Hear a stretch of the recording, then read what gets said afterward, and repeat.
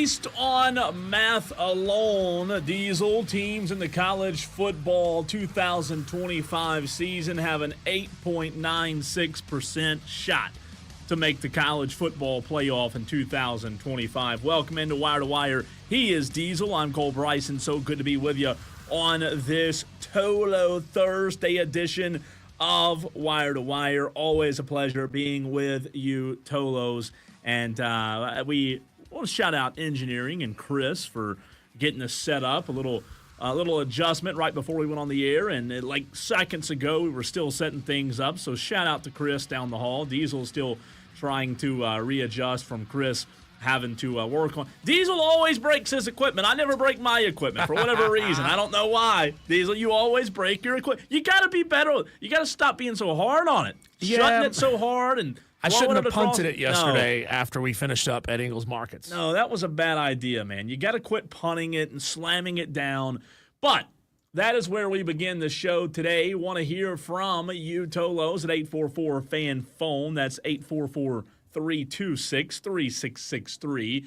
College football teams that made the playoffs a season ago that have a really good opportunity to make the college football playoff again in 2025. Good to see T-Swizzle on the YouTube stream. He says, Tolo. YOLO, Tolo. I like it. What's up, T-Swizzle? How are you? Counting down the days to Clemson LSU. I know you are. Did T-Swizzle just write another T-shirt for us? YOLO, Tolo. You only YOLO, live once, Tolo. And you got Tole Up from the Flow Up. Yep. JB wrote that, right? Yep. Credit.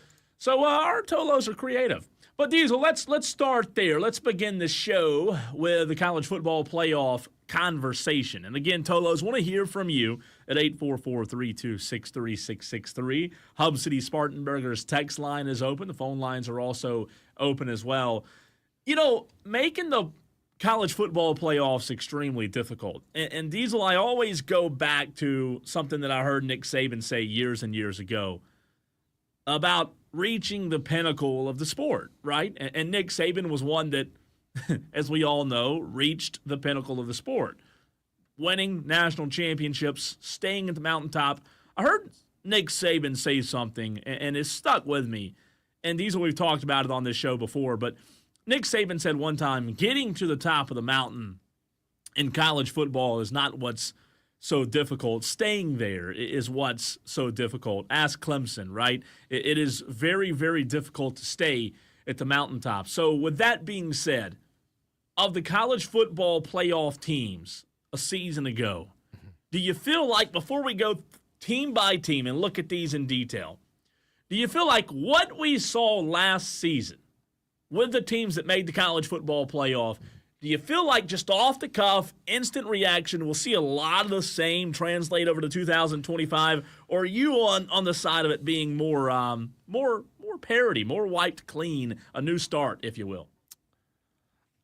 I think we're going to see a lot of crossover. Out of the 11 teams, not including the G5 champion Boise State, because I don't think we'll see Boise State back in there again, not without Ashton Genty. It'll be somebody else, whoever that may be. So out of the 11 teams that were in it last year, I'd be willing to say, just off the top of my head, not looking at schedules, sure, that we're going to see maybe 7 of those same teams back in. That may be even a little bit on the low side. Right? Yeah. Over 50%. And I think America kind of wants that, right? We want greatness, but we also want familiarity.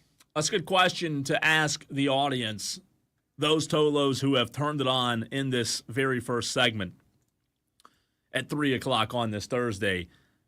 Is you out there as a college football fan, do you want to Diesel's point, this season, see a lot of the same teams in the college football playoff? Or just as a fan, regardless of who your team is, do you want to see some new faces in the college football playoff? You brought up Boise State. Mm-hmm. Not only did they make the college football playoff a season ago, Diesel, they got a bye. Yeah. They had a really good team, first of all. They also had a really good opportunity to make a run. They had a really good team, but the vast majority of college football loving America, especially here in the SEC, We'll never, ever give them credit for the season that they had. Yeah, and a lot of that has to do with the bias, of SEC teams, to your point, ACC teams as well. But you can't deny that last year they were really good. They didn't hang with Penn State. We all know that. It was 31-14. Penn State got the best of them. But Ashton Jeanty was amazing last season. Like, he was really, really good in college football and one of the best players in the country. So let's start there with Boise State. The question is, Tolos, if you just tuned in, if you just turned on Wire to Wire, he's Diesel, I'm Cole Bryson. Starting with the G5, who do you want to see? Because I know a lot of fans probably don't want to see one of them. We don't want to see one of those guys anyways, right? We don't want to see one of them at all in the college football play, but they are. It's part of it. We get one of them. If the question is, do you want to see a lot of the same teams from a season ago, or do you want to see some new faces? Boise State, to your point, certainly losing Ashton Jeanty is going to maybe bring them back down to earth a little bit. Well, I think just from a 10,000-foot view, it would be probably the best thing for college football to have that G5 team probably be a rotating cast of maybe 2 to 3 to 4 schools every year. I mean, let's just pretend for a moment that this playoff stays at 12 in perpetuity, which it won't, right? Because it's going to expand. But under the current format, if it went forever into the distance and Boise State wasn't about to head to the Pac-12 and change conferences because we don't know what that's going to hold in the future. But if we saw some rotating basis of Boise State, which is probably now the strongest group of 5 brand. Yeah, I'd say so. Some school from the eastern side of the United States, G5, maybe East Carolina, like that type of school, or a James Madison, or an App State, or Louisiana, whoever it may be, and 1 or 2 others, having those teams rotate, people would start to get a real sense that, oh, these aren't just flash in the pan good teams. They're good for a year and they're gone. Yeah. These are actually quality programs that can put together great teams season after season after season. But you know what's interesting about that, Diesel? What's interesting about that point is, in my opinion, my mind, I think if we want to get there as college football fans, then the best thing that could happen is for Boise State to make it again this season. Yeah.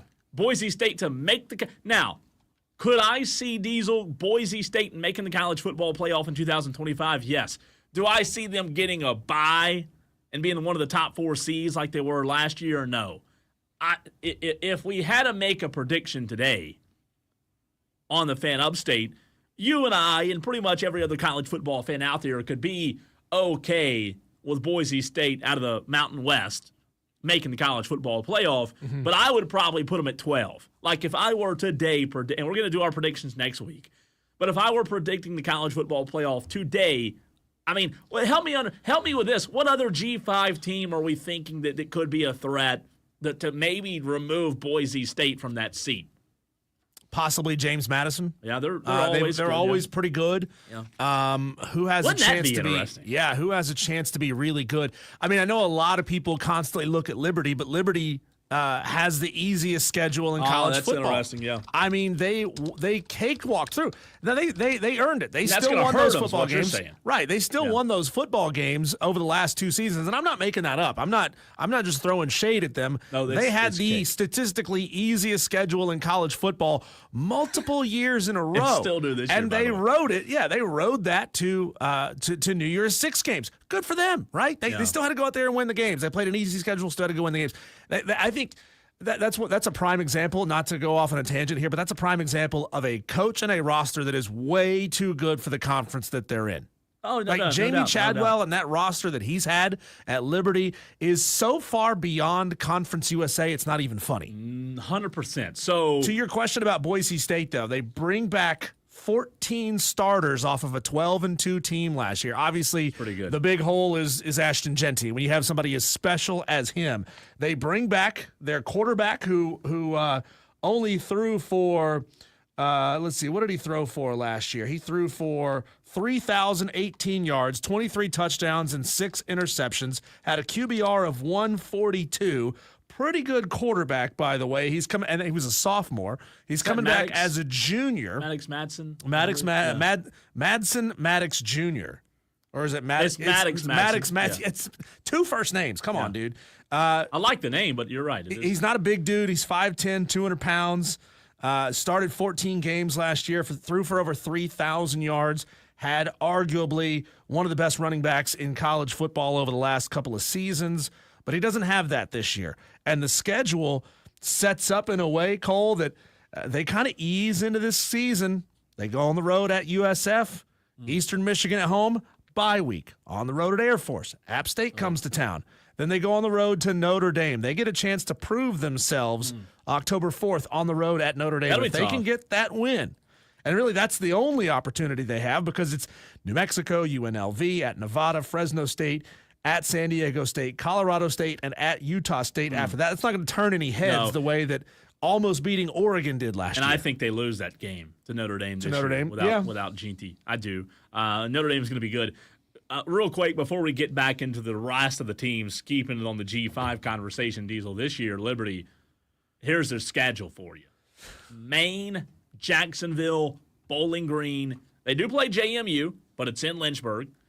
That's the toughest game. They play Old Dominion. Old Dominion sometimes is sneaky, but UTEP, New Mexico State, Delaware, the Blue Hens, what a great mascot, Missouri State, FIU, Louisiana Tech, and Kennesaw State. Used to be a D2 team. So, again, Liberty's schedule is cake. Comparing the schedule I just read to the schedule you just read with Boise State, that's what it's going to come down to is can Boise State look competent enough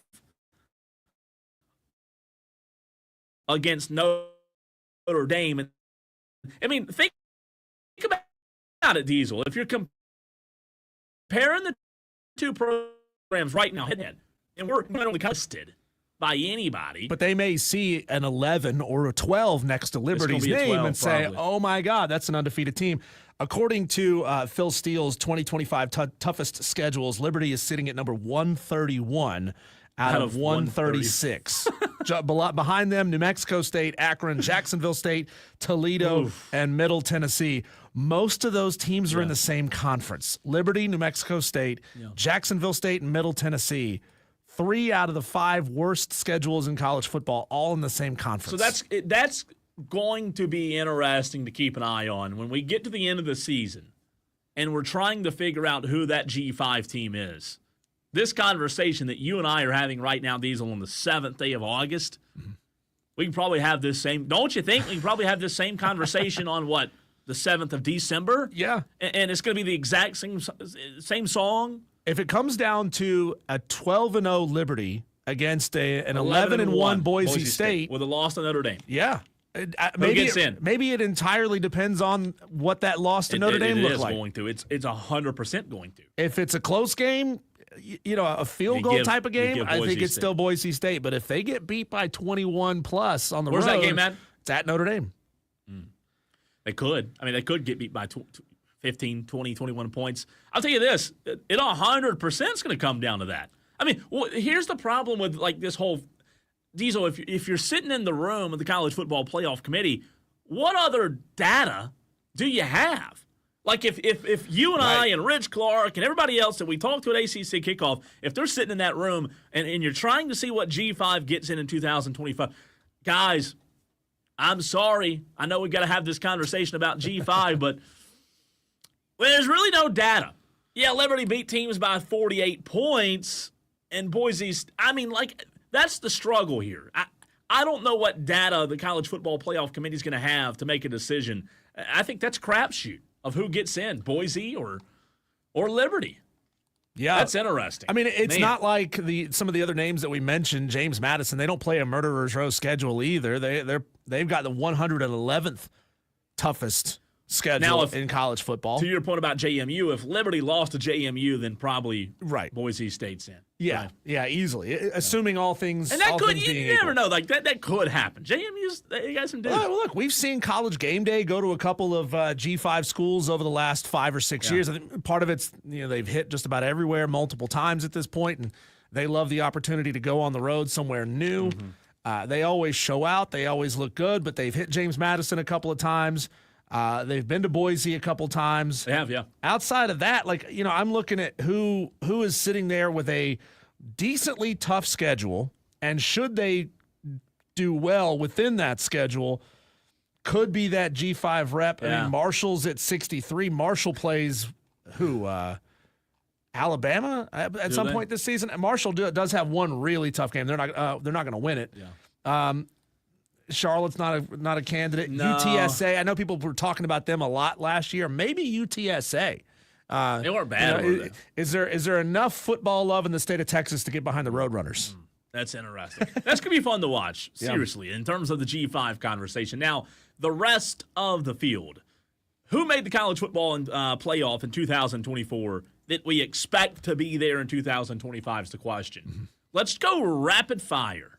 And Tolos, if you want to play this game as well and you want us to read them off to you, phone lines are open to play at 844-326-3663 if you want to make your prediction. Let's go rapid fire, Diesel, on the count of three. You and I are going to give a yes or a no. I give the team. The answer is yes or no. The question is, does this team make the college football playoff again in 2025? Make sense? Sure. We start with the 12 seed from 2024, Clemson, on the count of three. 1, 2, 3. Yes. Number 5 seed a season ago, Texas. 1, 2, 3. Yes. Out of this one's interesting. This one's really out of the Big 12 a season ago. I don't know if you remember this. Arizona State made the college football playoff. Yeah, they did. Arizona State also earned a bye. Yep. The Big 12, you and I had this conversation a couple of days ago with sleepers. Big 12's wide open. The Big 12 is wide open. So, do I think Arizona State's one of the best 12 teams in the country? Cam Scatabo, going pro. Didn't he play at Arizona State? Yeah, he did. He's pro now, so obviously they'll miss him. And thinking off the top of my head, is Arizona State one of the best 12? Maybe not, but my gosh, who else is going to win the Big 12? Yeah, but get this. They bring back 17 guys off of a team, 17 starters off a team that won 11 games last year. Sam Levitt's back. Had a big year last year. Yeah, one of the better quarterbacks. There's a good chance Sam Levitt goes on and has another big year. Okay. I'm looking down the lines here. I'm seeing senior. That's off of the offensive side of the ball. You go over to the defensive side of the ball, senior, junior, Wow. senior. Wow. They are an Big. old, experienced team. Yeah. I think Arizona State might be real good this year. Okay, so 1, 2, 3, yes for me. Yes. Yes? Yes. They're going to win the Big 12, right? Mm-hmm. I don't see who else would. Here's where it gets fun. Continuing the game, Tennessee, 1, 2, 3, no. Okay, so you and I agree there. Right. Tennessee, 9 seed last season, going to take a step back and not make the college football playoff. Do they see a plus 500 record this year? Yeah, I think they'll win a bowl game. I don't even know they hit a bowl game. I think they'll win. God. Yeah, I know. That'd be bad for Josh I'm Heupel, down. wouldn't I'm it? down on my own guy here. Ooh, yeah. I could see like a Miami replacing them. Diesel out of the ACC and what they were. Okay, continuing the game. Does this team who made the CFP last season make it?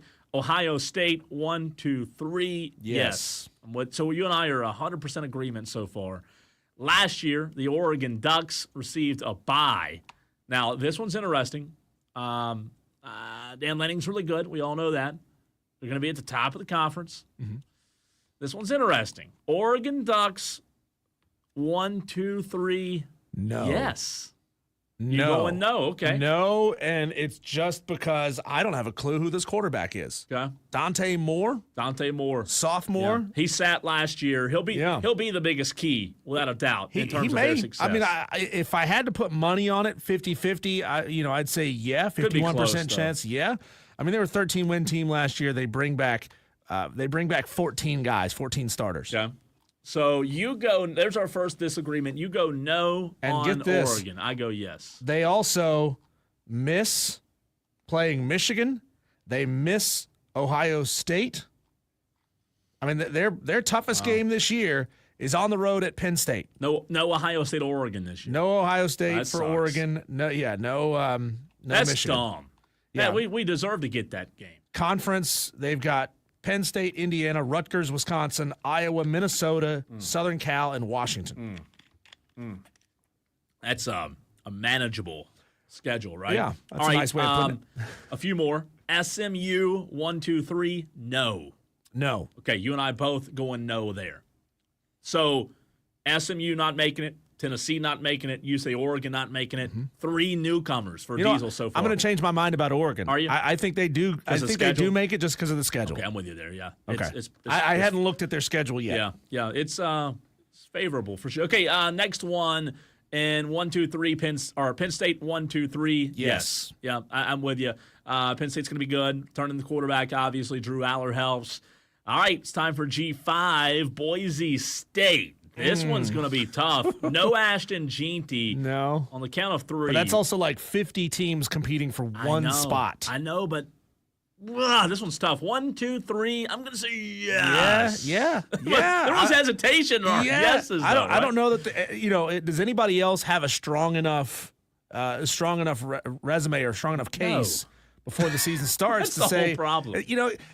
As the G5 team, you also got to have the Riz, man.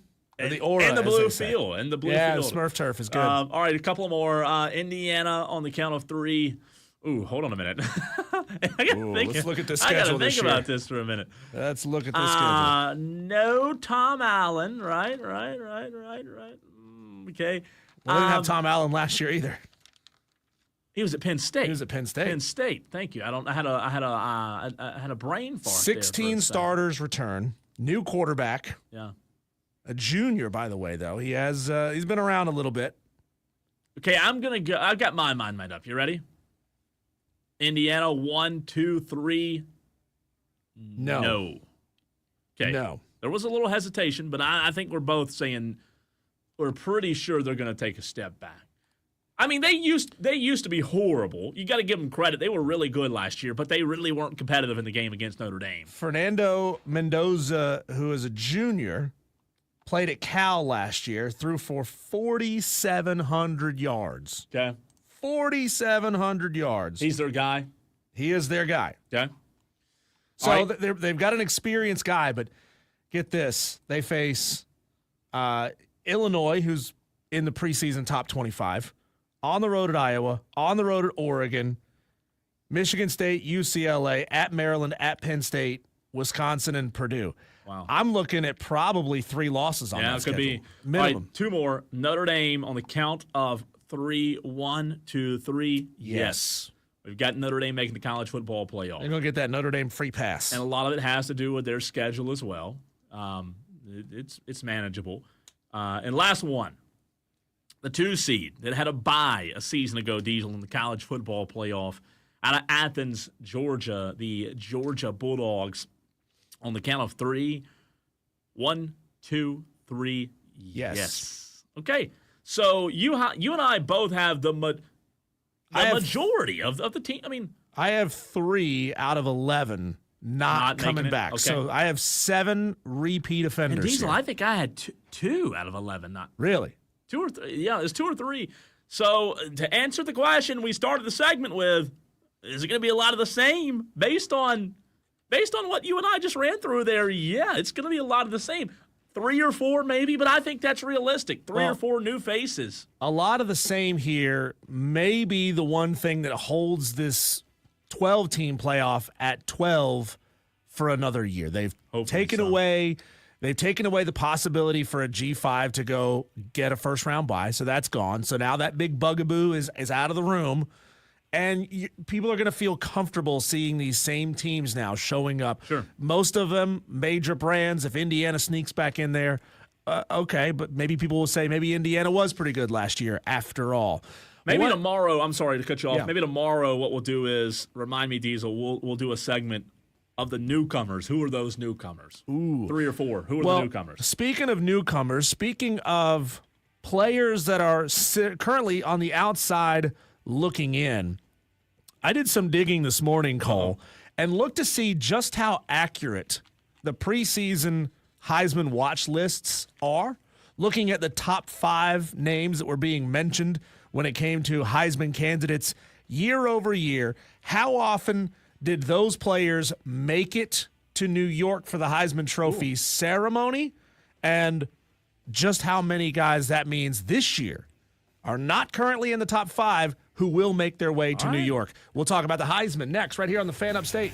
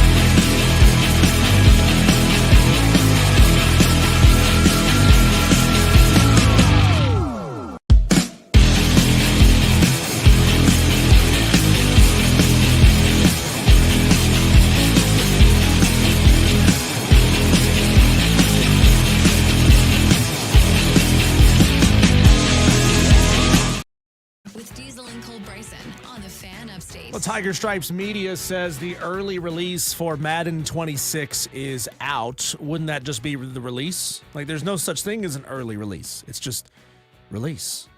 Yeah, I still have yet to buy a console. Is everybody else getting late release, or are they just lazy and not signing in to download the game immediately? Good question. It's like early signing day. Yeah. There's no such thing as early signing day. It's signing day and late signing day. It's release day and laggards who take their time to download the video game. I guess we know what Tiger Stripes Media is doing this weekend. Playing a little Madden 26. Madden? Yeah. Yeah, Right. I get it in now, right? Because coming up in a couple weeks, we're on, man. We're out there. We're playing football. Preseason tomorrow night. Oh, no, Yeah, tonight. We got preseason tonight. Carolina Panthers are playing preseason tomorrow. Word is the Dallas Cowboys are already 0-1. They are not far from it. I think they play Saturday. I'm not going to watch. We did have a texter who said, not saying I disagree with any of the teams y'all said. However, just knowing football and the way it goes, there's no way that many teams make it back. I said that of the 12 teams that are in the playoff, I said that, what did I say, 9 of them were coming back? Something like that. 9 of them were getting back in, like that. and that includes Boise State. And you went 10 out of 12 back in there. I think a safe number is 8 to 12 are returning, and I know that's a lot, and it seems like a lot of the same. But you got to look at these conferences, man. I think it's a strong possibility. Texter, he brings up a solid point there, and that so many of these teams that we think are going to be very good, that we know we're loaded with talent, are breaking in new quarterbacks, and that is a recipe for chaos. You just never know. You never know what's going to happen. Is this the year? What if Lenore Sellers in South Carolina find something magical and they go on a run this year? They could be there. They could be there. They're close last year. Yeah. Cole, we love talking about way too early Heisman Trophy candidates and Heisman Trophy odds. Those are already out there, by the way. We all know that. Arch is at the tippy top of that Heisman race. Cade Klubnik is there. Garrett Nussmeier is there. Jeremiah Smith and Lenore Sellers. All those names are there. But the data shows that 3 of those guys who are currently sitting in the top 5 not even going to be invited to New York when it comes time to hand out the sport's biggest and best trophy. I went back and did some digging, Cole, and I looked to see, and I wanted to compare the year-over-year guys that were listed as the top 5 candidates for the inevitable preseason, way too early Heisman Trophy candidates. How many of those guys actually made it to Manhattan, to New York, to be a part of the Heisman Trophy ceremony? And the number was a lot lower than you might think. The experts don't really have a clue when it comes to picking these guys preseason. And just for the record, if you want some numbers out there, Tolos, Arch Manning's plus 600. Ooh. Garrett Nussmeier and Cade Klubnik are both plus 900. Jeremiah Smith is 10-1 odds. Lenore Sellers is 16-1 odds. Drew Aller, Julian Sayin, and DJ Lagway are 18-1 odds. And then when you get down to 20-1, you've got guys like Gunnar Stockton, Sam Levitt, Ty Simpson from Alabama, 20-1, and then Carson Beck. Man, this is intriguing. He is way down the list, 22-1 odds.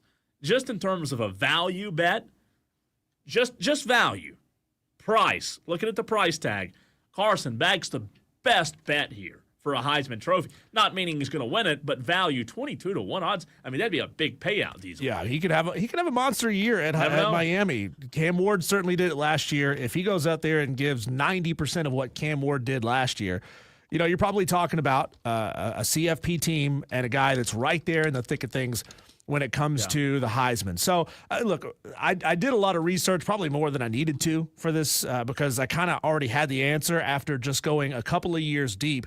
But I went back the last 10 years, Cole, starting at 2015, and I compared who were on the preseason Heisman watch lists versus who actually made it to New York.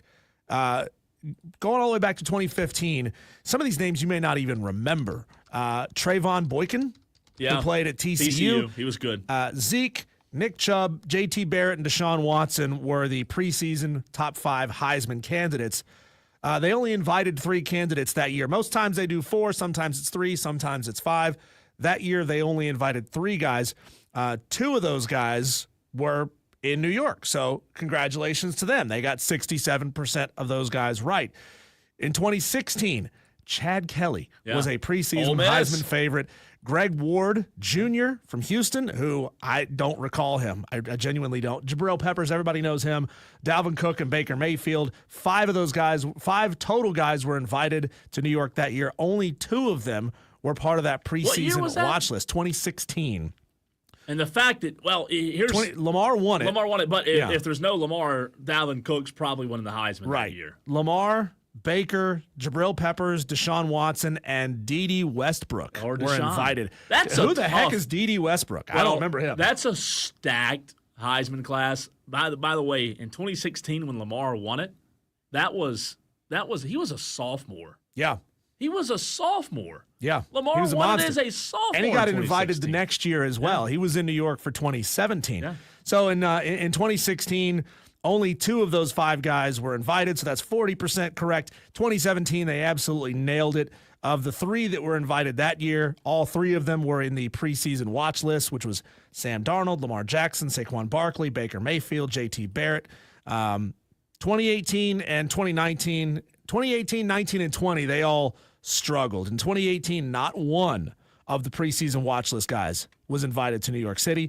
2019, only half. 2020, not one either that year. It was Justin Fields, Trevor Lawrence, Jamie Newman, Spencer Rattler, and Sam Ehlinger. None of those guys, none of the guys that got actually invited to New York that year were on the preseason list. So, 5-year snapshot, what does that tell us? That out of those 5 years, only 38% of the preseason Heisman favorites even made it to New York, which means they get it wrong 62% of the time. So, looking at this year of the guys that are the preseason favorites, right now odds-on favorites, again, Arch Manning, Garrett Nussmeier, Cade Klubnik, Jeremiah Smith, and Lenoris Sellers. The odds are that 2 of those guys make it to New York City, 3 of them don't. And which of those 3, whomst amongst those 3, to borrow a word from Josh Pate, whomst amongst those 3 will not even make it to New York City? 2 of the 5, and again, 2 of the 5 make it, 3 don't. 5 are Arch, Garrett Nussmeier, Cade Klubnik, Jeremiah Smith, and Lenoris Sellers. 4 out of the 5 are quarterbacks. Yeah. Jeremiah Smith's got a new quarterback. Oh, Maybe that's he can't tough. do it himself. 2 of the 5 will. 2 of the 5 will. 3 of the 5 will won't. not. And then on the other side of that, we'll look at who's down the list a little bit in the odds and see if we can pick 3 of those guys who will make it there. So if it has to follow last year's, if it follows what history tells us, I'd say Lenoris doesn't make it. He doesn't make it to Lenoris. No, he doesn't make it to New York. Sorry, Lenoris. Sorry, Gamecock fans. Yeah. Facts are facts. I think Garrett and Cade do. Okay. That leaves Arch and Jeremiah. I don't think. Well, only 2 of those can make it. So you're saying Garrett and Cade make it. I think Arch, Jeremiah, and Lenoris don't. That's tough. That's tough to say, man.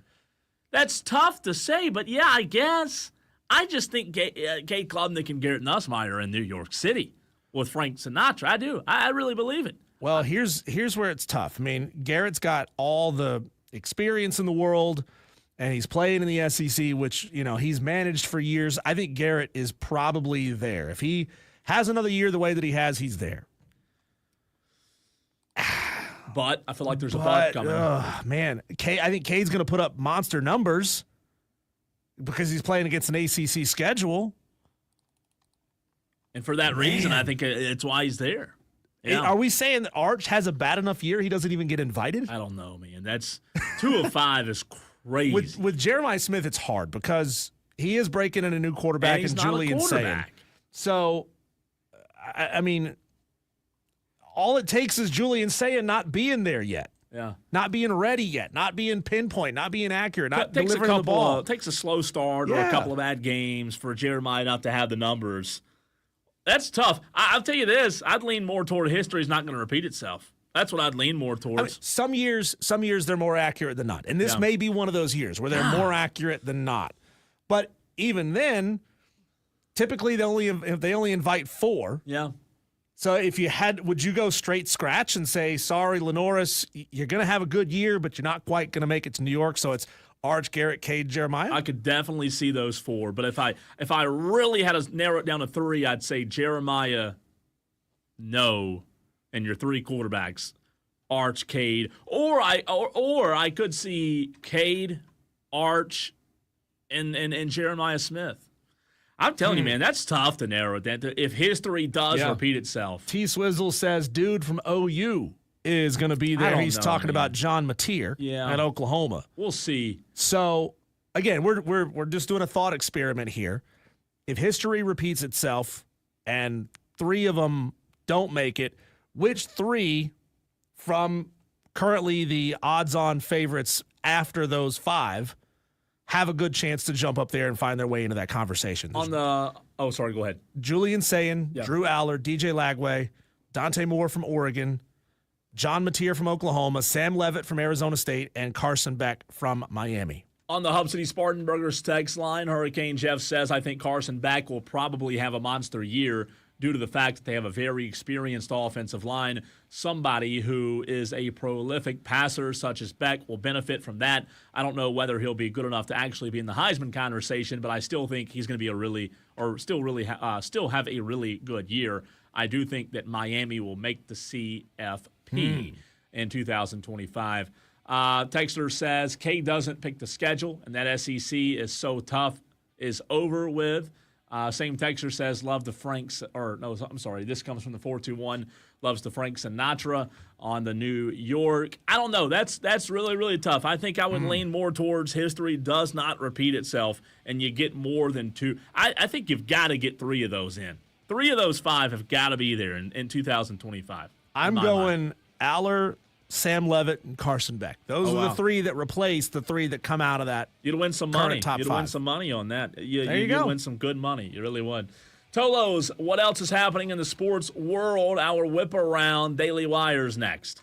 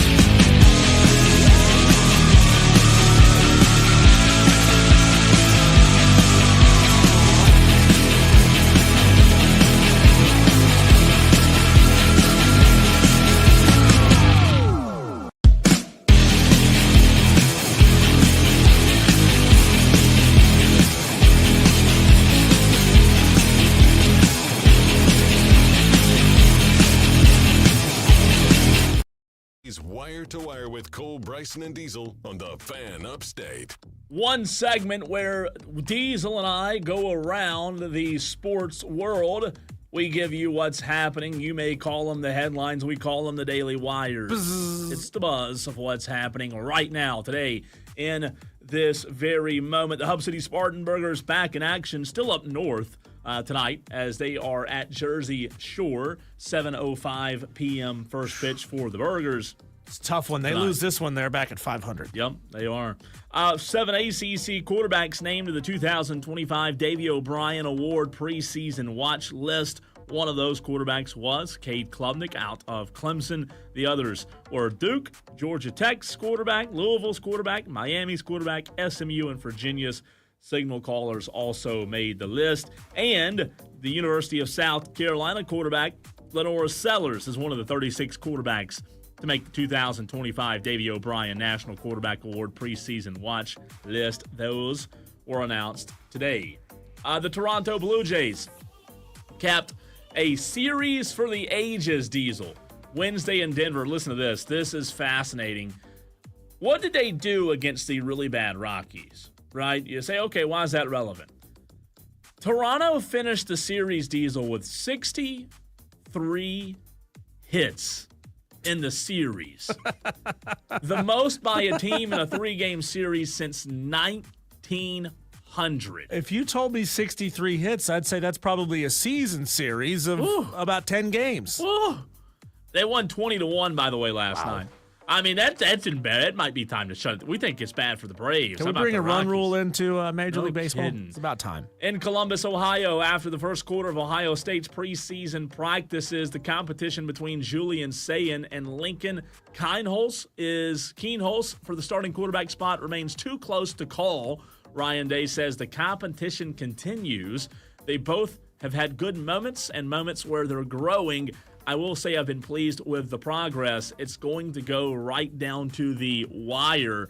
So maybe Julian Sayin not winning the job so far in Ohio? Translation, moments when they're growing means moments when they've thrown interceptions. It doesn't sound like it's been stellar, right? The Boston Red Sox have signed outfielder Roman Anthony to an 8-year contract extension Wednesday, locking up the former #1 prospect in baseball in the middle of his standout rookie season. The deal, which includes a $5 million signing bonus, is for $130 million total, sources told ESPN.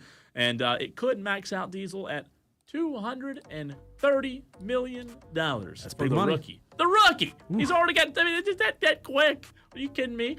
The Brewers did what everybody's done this season and defeated the Braves last night by a score of 5-4.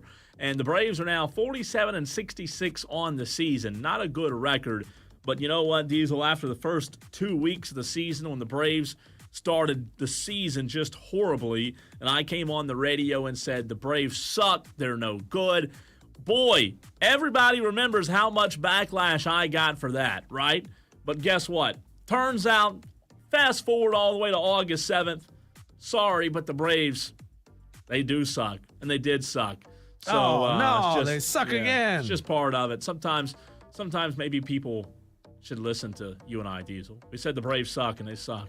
Atlanta will host Miami tonight at 7:15 p.m. with Carlos Carrasco on the mound for the Braves. How about this? You might find this interesting.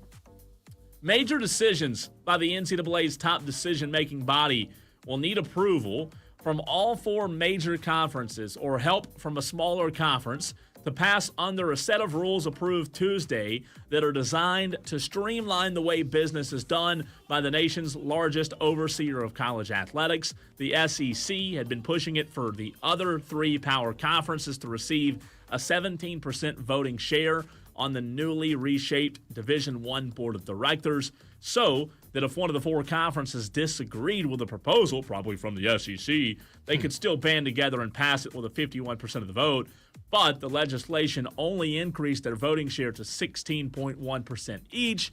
which gives each conference power to waylay a policy it doesn't like. The D1 board deals with finances, litigation, and infractions unrelated to conditions set in the $2.8 billion antitrust settlement that allows schools to pay players as of July 1. Okay, can I get a Cliff's Notes of No all of that? kidding.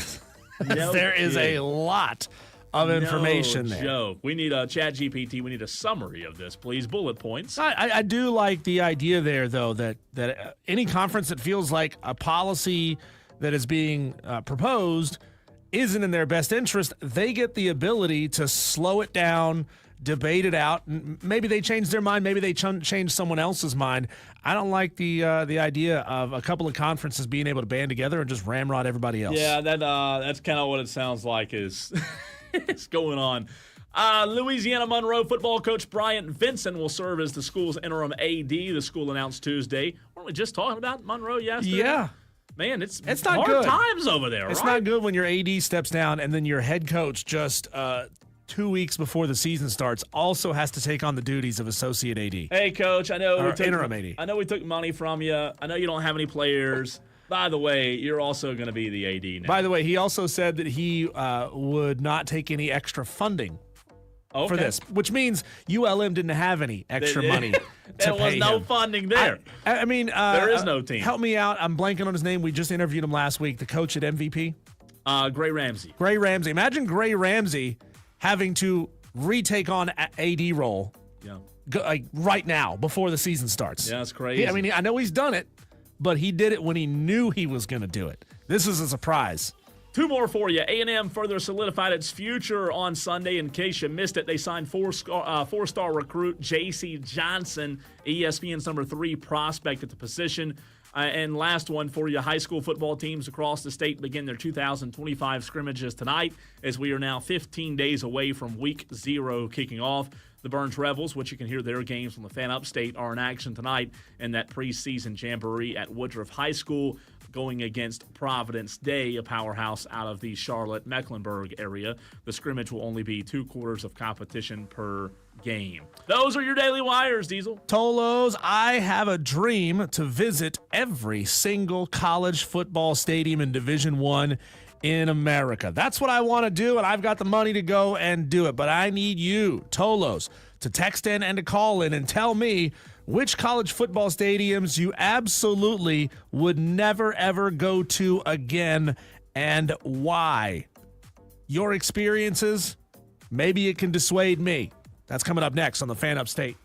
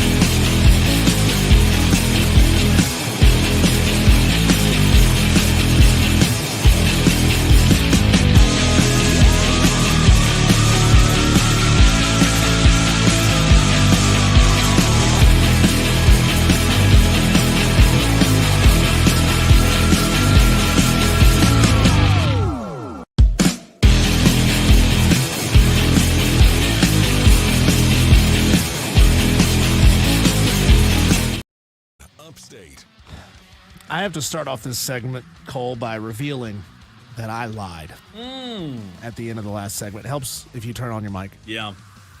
Yeah, it does. You lied. You're a liar. I lied. I lied and said that I have the money to go visit all 136 football stadiums in America. Division I FBS playing football stadiums in America. I lied. I don't have the money for that. I don't. Why I would you like lie? to. Why would you do such a I thing? would love. I was Bartolo? being hypothetical. I was being hypothetical. You're so disappointed. Literally speaking, I don't have the money. Hypothetically speaking, though, I wish I did. And I wish that I could complete the whole set and visit all 136 Division I FBS playing football stadiums in America. I've got a long way to go, Cole, because I did the math, and this is not good. I still have 122 to go. 122 to go. That means I've been to just 14 college football stadiums in my life. And I want that number to be much bigger than it actually is. I'd put money that you're not going to get to 100. How many left? 100. There's 136 total. 30, but and by the time I get to all of them, like 10 more FCS schools are going to move up. And that's tough to do. It's tough, hard, man. You got to quit this job. Yeah. I got to win the lottery. I got to send my wife up to the store to give me a case of beer and a lottery ticket, and hopefully I can make it happen. Kidding. I don't think it would be as expensive as like maybe going to every MLB stadium or NFL stadium, because you could get some upper deck cheapo tickets for, like, if you planned it out to when they weren't playing big opponents. Yeah. You could probably do it for a lot. Like, it's feasible. I think it's feasible. You could certainly, especially early in the season. Let's say we didn't have jobs. Whew, wouldn't that be great? And we had all the money we needed in the world. We could knock out a whole bunch of football stadiums in just week 1 of the college football season this year, because it's 10 days.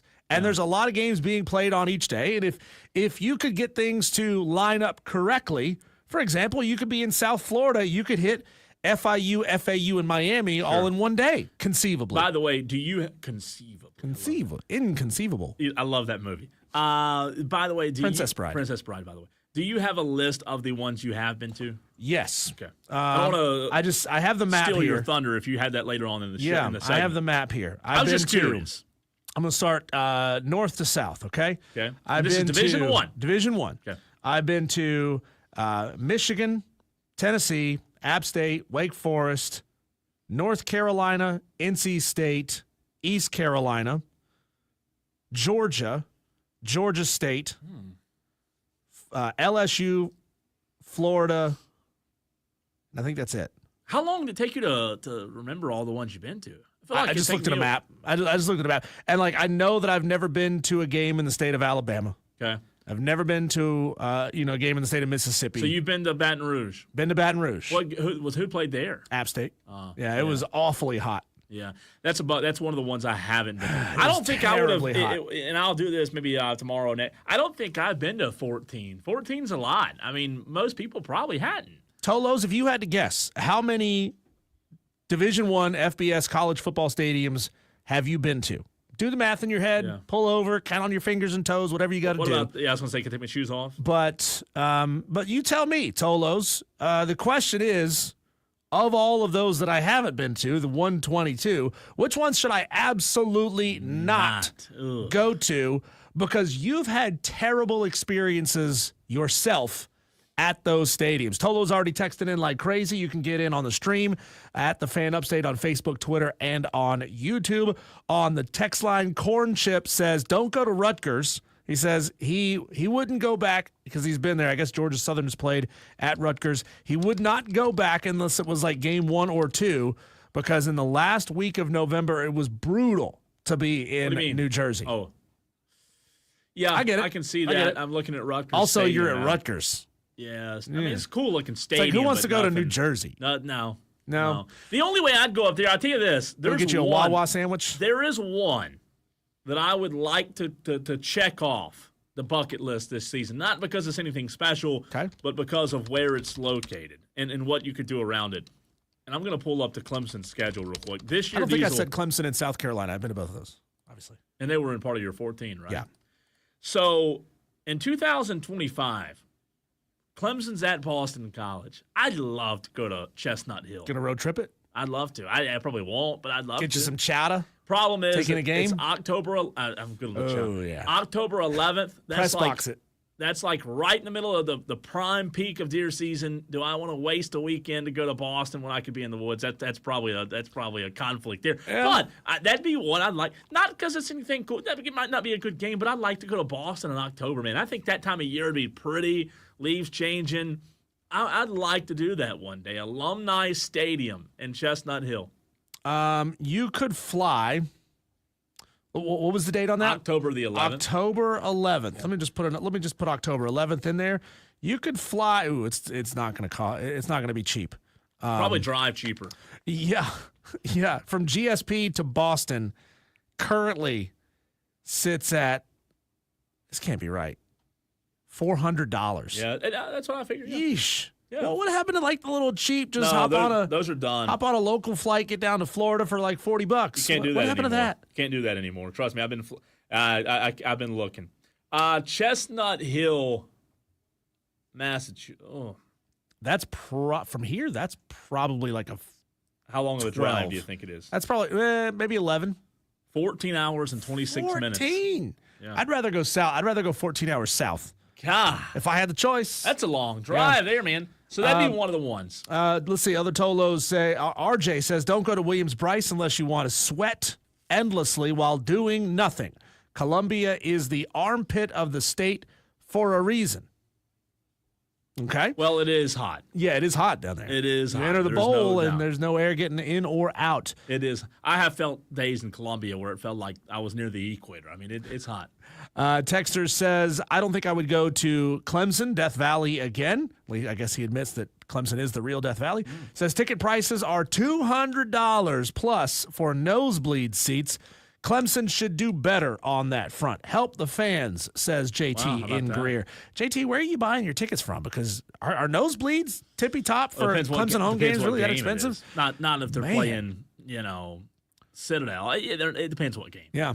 Tolo J. Butane says James Madison, because JMU fans are disrespectful, terrible fan base, and harass the women in his group. Oh, wow. He says App and Coastal are great games. You didn't say Coastal on your list? I've never been to a Coastal game. Wow, that's surprising. No, I've never been. I've been. It's I want to go. It's just fun. Yeah. Usually, for some reason, like the App Coastal game is always on a weekend where it's more advantageous for us to cover a Clemson game or cover a South Carolina a Wednesday night. And that's also true. They have been putting them on Wednesday night games. Sometimes the last few years they've been smacking the middle Wednesday, Thursday night. And not that they would be able to get this done before like 2050, but South Carolina really needs to build a 4-lane or 6-lane interstate from Greenville due east to Myrtle Beach. Yeah. Because for God's sakes, why do we have to go to Columbia and back up? That's stupid. Texter from the 860 says fly breeze or a velo? What is a velo to Connecticut?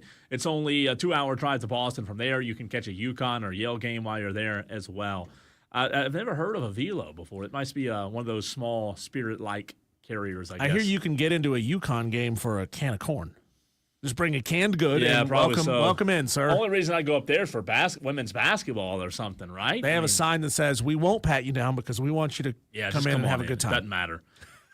I'm trying to think now in my head. Let's go state by state here. Is that how you did it? South Carolina, I've been to Coastal, Williams-Brice, Clemson. Mm-hmm. No Division I, no other. I'm not missing anything. No, that's right? the only three. And Georgia, I've been to Georgia. I've been to Athens between the hedges. I've not been to Georgia Tech. I think I'm going to make that trip for the first time. There are 3, 4, 5 FBS Division I teams in Georgia. You got them listed? Yeah. All right, go ahead. Do you know them? Yeah, I know them. I'm going to be terrible of guessing. Is Georgia? Georgia Tech. Georgia Tech. Never been there. Georgia State. Never been there. Georgia Southern. Never been there. And wait, that's not the Brave. No. Georgia State plays in the old Brave Stadium, yeah, but that doesn't count. You have to be there for a football game. Yeah. And Kennesaw State. Been to Kennesaw State. You have been to Kennesaw State. But was it not a Kennesaw D2? Game? Does that count? I'll give it to you. Okay, I'll give it to you. That's interesting. So Kennesaw State was 2. Yeah. Was D2? And yeah. I've been to a Georgia State game, and it is weird because press box is still behind old home plate because it's old Fulton County Stadium. Yeah. Is it Fulton County? No, it's not Fulton County. It's Turner. Turner. So, and that's the corner of the end zone.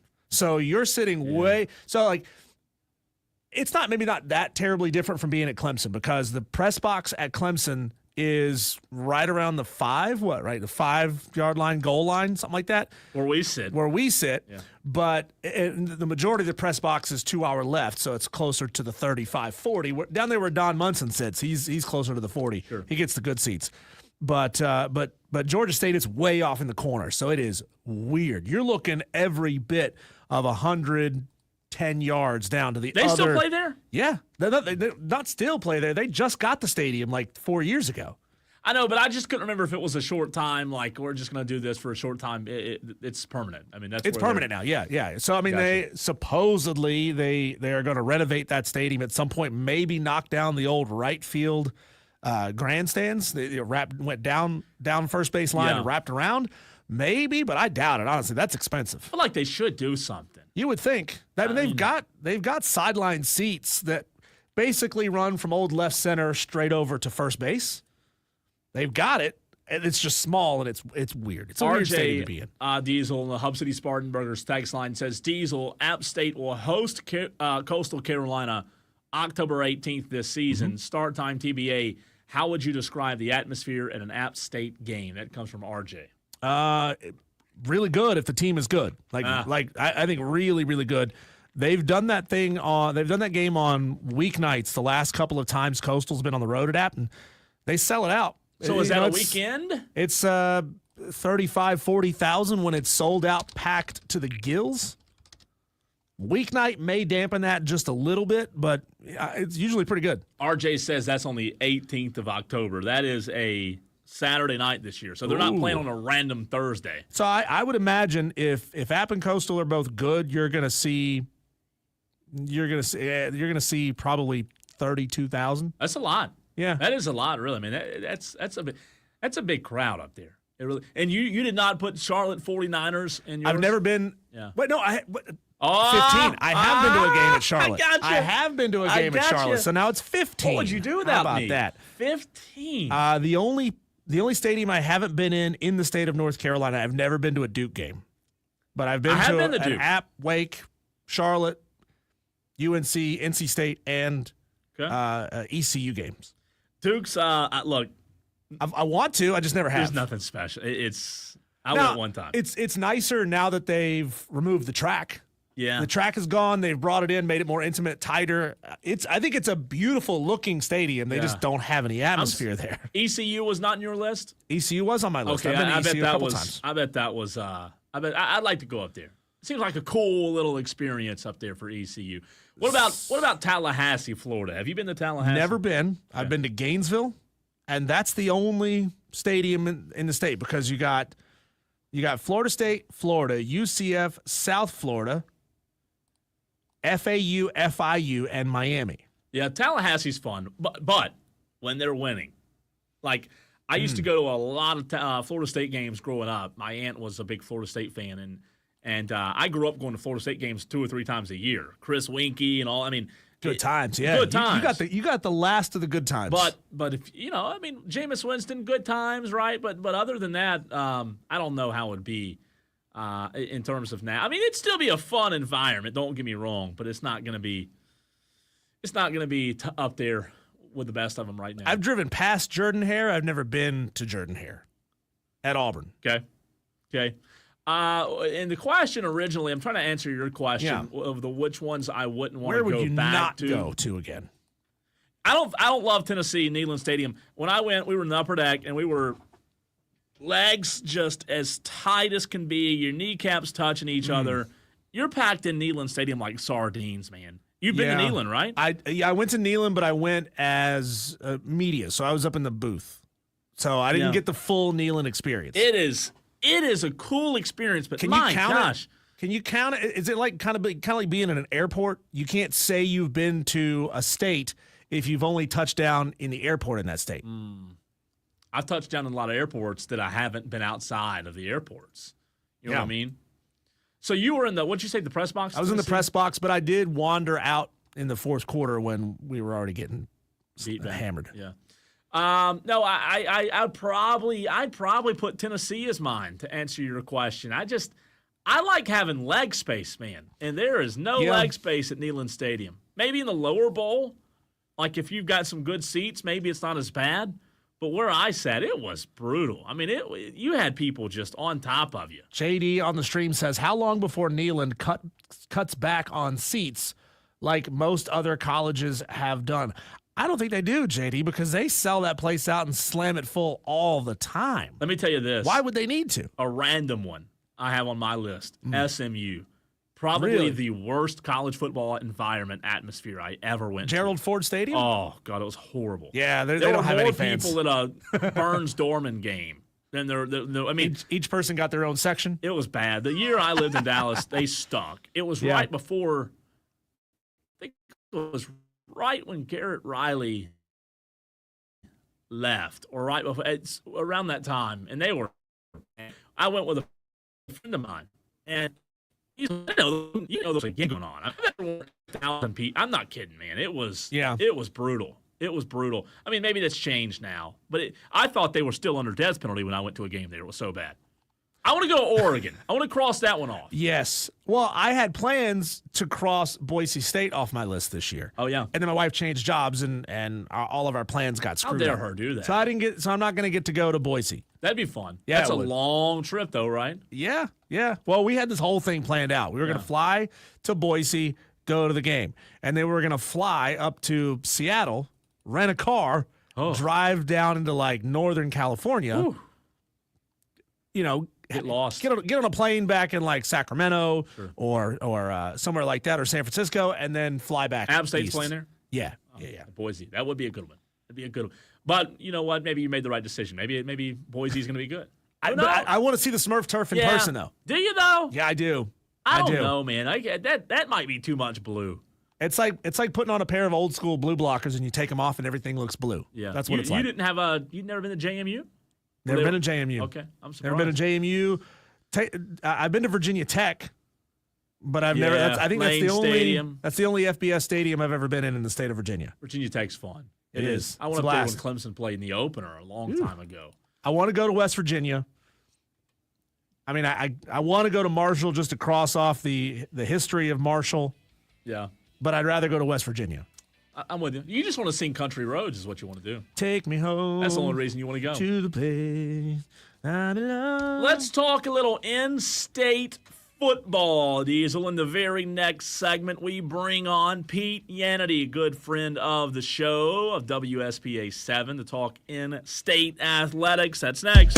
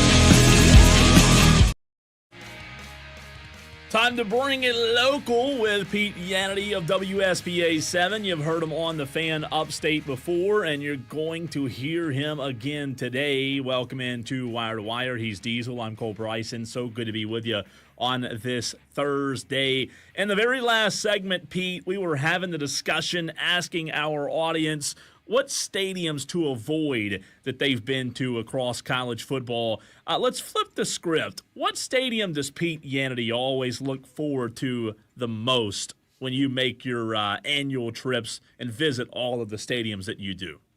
Well, that kind of depends. And by the way, thanks for having me on, guys. Yeah, man.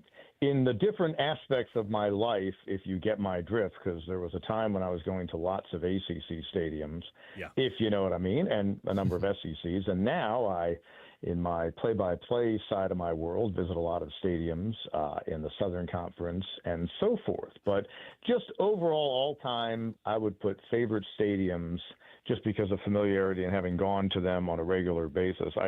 I really like the two big ones in state. I like Death Valley. I like Williams-Brice for different reasons. I really like Sanford Stadium in Athens. Great stadium. I think Bank of America, I went to a bunch of NFL stadiums when I was doing Panthers preseason TV sidelines, and that held its own against others. The football stadium in Pittsburgh, I always felt like I was in San Diego when I was inside of that stadium, but it was a really good stadium. And the one in New England I really liked as far as another NFL one goes. And then another college one I'm going to throw out there for you. I'm going to let me just dig deep here in the arsenal. And let me see, a stadium. I really like the stadium in Virginia. Cool stadium, easy and easy out, kind of sunken down, not too big, not too small. I like UVA Stadium a lot. Pete, before we get into the real questions here, let's continue this thread for 1 second. You say you go to a lot of Southern Conference games. I'm sure you have had the opportunity to hit a bunch of high school stadiums, especially here in the state of South Carolina as well. Give us a sense of who's really punching above their weight class as far as, just having really nice facilities, really great atmospheres. It's a lot of them have upped their game in the last 10 years. So just kind of looking across the landscape, and I'm probably going to leave a couple out, and if it angers folks, sorry. But, you can't go wrong with Gaffney, Norman, Spartanburg, and I think what Burns is about to open up is going to be pretty phenomenal. The ones that are obvious, a decade ago, they did a penny sales tax in the Anderson district that has Westside and Hannah, and you talk about upping their games, tremendous facilities, really nice stadiums. Right now, they've got a lot of cranes out in the Greenwood Stadium. They put a big scoreboard in there, and many years ago, about 20 years ago, they built this massive tower behind the home stands that really didn't fit the rest of the stadium, but now I think they're enhancing a lot of that. And but a stadium that I'll just tell you, a stadium that I always feel kind of special walking into is you walk into the stadium at Woodruff and you think that Willie Varner coached there for 30 to 40 years. There's probably over the years since his passing a couple of decades ago, his presence is felt there, in my opinion. So whenever I go to Woodruff, it's a very nice stadium right next to the road. They've got a really nice little field house in the end zone. The stands look nice. Everything kind of fits in perspective. And I just that's one of my favorite stadiums. But, you got a lot of great ones, but those are a few off the top of my Going head. there tonight over to Woodruff, Pete, I'm with you on that one. It is a good one. I'm going to continue to make you choose between some options here. Earlier in the show, Diesel and I were having the Heisman conversation, looking at Heisman odds for the 2025 season. If I made you, Pete Yanity, only choose one quarterback in state that would be in New York for the Heisman Trophy ceremony, between Cade Klubnik and Lenora Sellers, who would you predict to see up there? Well, I am a Heisman voter. Okay. And so it's hard for me to say that because I always go into the season with a clean slate. Okay. I'm being very vanilla, I know. I'm really sorry. But I'll be brutally frank with you. I've been doing it since the Ron Dane year. I think that was 1999. And so I usually go into November still pretty objective. I go down to the wire. They usually, it's the deadline's like the Monday after the conference championship games. And there are times where at 1 PM, I'm still shuffling around. And members of my family are like, so who are you voting for? It's like, I'm not telling you who I'm voting for. Other people go out and they stick their chest out. It's like, I'm not going to do that. Look, Lenore Sellers did a lot of great things last year. He's an impressive-looking quarterback. He's got a chance to have a great season. Second year as a starter, all right? Sometimes, everyone's got film on you, if you know what I mean, and he's going to have to overcome that. So getting to New York for him will be how well he probably has to adjust in terms of reads as much as in terms of performance. Because I think just physical performance, when you've done it, you've gone through it once, now you got the muscle memory, things slow down, as you always hear them say. So I think, he's got a chance physically to do great things. But what will he see defensively that maybe he didn't see last year? Now the defensive coordinators he'll face have a great sample size of him. Cade Klubnik had a phenomenal year last year after a really, lousy season the year before because, he was kind of growing. Now you could say, well, how was he so good last year? They had film on him. Well, the offense around him got better. The talent around him got better as well. And I think that was a big part of the story. I think that once again, though, what did he do well last year? How can opposing defenses take that away? So it's like at this time of the year, a lot of people say, who's going to win the Super Bowl? I have no idea. We're going to wake up in November and you're going to have some teams. It's like, God, I thought they were going to be better in their division. They've been terrible or whatever. It's just so either, if both guys are there, I wouldn't be stunned. I'd probably be more surprised if both of the 4 or 5 they invite. I'd be surprised if it's both in-state quarterbacks, but at the same time, I won't be stunned if they both end up there. So sorry to be milquetoast on you, but I just got to give you my honest assessment, Pete Yanity, WSPA 7 joins us here on Wire to Wire with Diesel and Colt. You know what? Since we're going off on tangents, can I get something off my chest that I've been talking about in the office for the last 2 weeks? This is when it gets good. Well, it has nothing to do with college or high school football, but so a week ago we had the baseball trade deadline, right? And every year we have the Major League deadline. So every year you have the sellers that are, that basically, but what they're basically telling their fan bases is, we're giving up the last 2 months of our season. And in most cases, you know what? That's probably an accurate assessment. However, you've asked these people to buy season tickets or whatever, okay? Last year, the Tigers did a little sell-off. They made the playoffs. So just in a nutshell, if I were Major League Baseball, which has radically changed things over the years from divisional structure to universal DH to changing the rules and extra innings, so on down the line, I would do the following. I would immediately, and this may have to come up in the new CBA, which they're going to be talking about over the next year, make each league eight playoff teams in each league, okay? Best of 3 opening round eliminates 4 in each league. Best of 5 next round eliminates 2. And then league championship series, best of 7, World Series, best of 7. Put 8 teams in each. And it's like, well, that's more than half of each league. So what? That's just the way it is.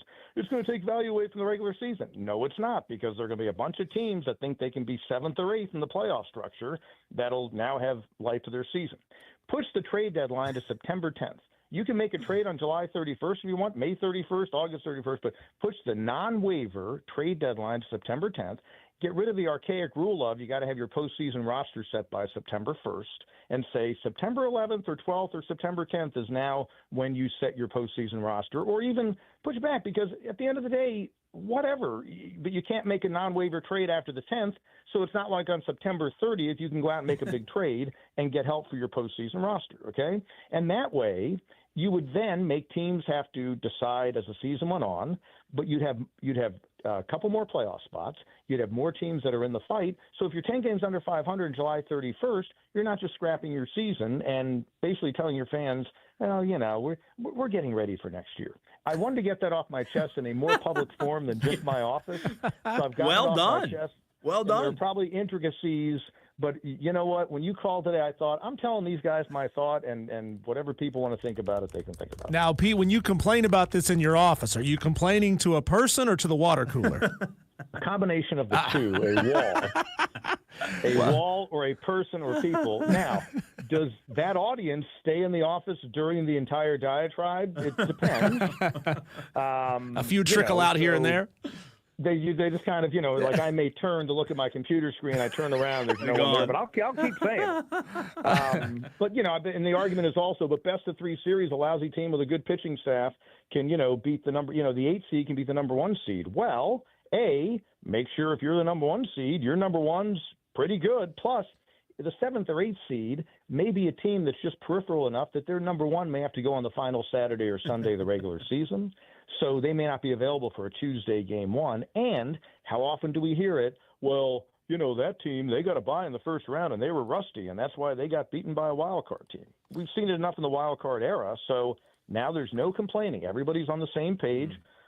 Seed number 1 is playing the same playoff games, and they keep their routine. So, well, Pete, in my opinion, I could be wrong. I've advocated for the league expanding to 32 like all the other major leagues already are. Maybe that means a Nashville and a Charlotte team. Don't know if they'd ever catch on, but they could get to 32 like everybody else. And then your plan of 8 and 8, that's half of the league, and we don't have to have that discussion. That makes sense. But even if they can expand, even if they don't expand because, Nashville is obviously, they've got Dave Dombrowski as an advocate. So they're the U.S. front runner, in my opinion. I really think they want to put a team back in Montreal. And they've had advocacy there to build a ballpark and all that. But even if you don't expand, and to me, put this model in, so if you do expand to 32, then you've already got. But 8 is always the perfect number for any kind of bracket, and then you build off of there. Anything divisible by 8, and that's why reducing the Thursday part of the NCAA tourney, Thursday Friday part down to 64 is why they've done it until they expand it. 8 is always good because it's everything syncs up. So I'd do it even before you expand. Pete, keeping it on the diamond, we've talked a lot of Atlanta Braves this season, and you cover them, we cover them, and that's become a little bit more difficult of a job to do lately this season, as bad as they've been. And I came out after the first 2 or 3 weeks of the season after the horrible start, and I said on the radio the Braves suck, and I had a lot of pushback on that. In your mind, what is it that you can see that the Braves can do to bring fans like me back? Because, man, it sure does feel like 2021 was 100,000 miles ago. I think because their lineup was good enough, even with the awful 0-7 start, and the Acuna return was a month away or whatever, and it ended up being in early to mid-May. There was still hope that they'd just be able to outscore folks and figure out the pitching. And again, Strider comes back from his major injury, then he has a hammy or whatever. So that obviously set them back a notch. So their starting pitching, if healthy, might have been okay. They've had so many injuries to their starting pitching. That would take anybody down. And Chris Sale, at the point in his career, you're not going to be able to count on him for 30 starts or even 25 starts probably. But they're going to have to look long and hard. They had a lot of guys that they signed to those 8-year deals, and some of those guys are underperforming, like an Ozzie Albies. Some are having their typical seasons, like a Matt Olson or a Austin Riley, for the most part. And I haven't dug all the way in the numbers, but they've got to identify somebody's going to obviously have to be dangled in a trade to a team that's got immediate major league talent that's willing to take on contract years, or they may have to do, if someone's got 4 years left or they're trying to trade, they can get value in return from, they may have to do a 2-2 deal and that kind of thing in terms of pulling contract money. So sending contract money with him. So I do think they're going to have to, Sean Murphy, does he still profile as a starting major league catcher for a team that's pretty good? So you probably dangle him out there. I still don't think you get much for Jace Peterson at this point because it's like, you want to see a full season. And I don't know what his defensive metrics are. The catcher, I may have actually said the wrong name, but I think I got the right name. But anyway, the other guy, the lefty hitting catcher. But I think you're going to have to see some trades, and then they're going to have to look on the free agent market, at least sign another starter. They've got some guys who could be back at the starter next year in the rotation from the injured list. So there's that. And so the possibilities there. I think Bryce Elder is no better than a fifth starter. He's been so inconsistent. He's maybe somebody a package with a Murphy that someone thinks they can get right, and maybe you get some value in return. But they need to go get major league ready talent because they've got enough in their lineup. I think Acuna is the best player in baseball when he's healthy. And you've still got enough of a lineup and enough of a controllable lineup contract-wise. You could be pretty good at the plate next year. It's got to do something with the pitching. Pete, while we got you here and the opinions are flowing, let's stay with the Atlanta Braves. And we talked about that, what I call an abomination of an event that happened in Bristol a couple of weekend ago.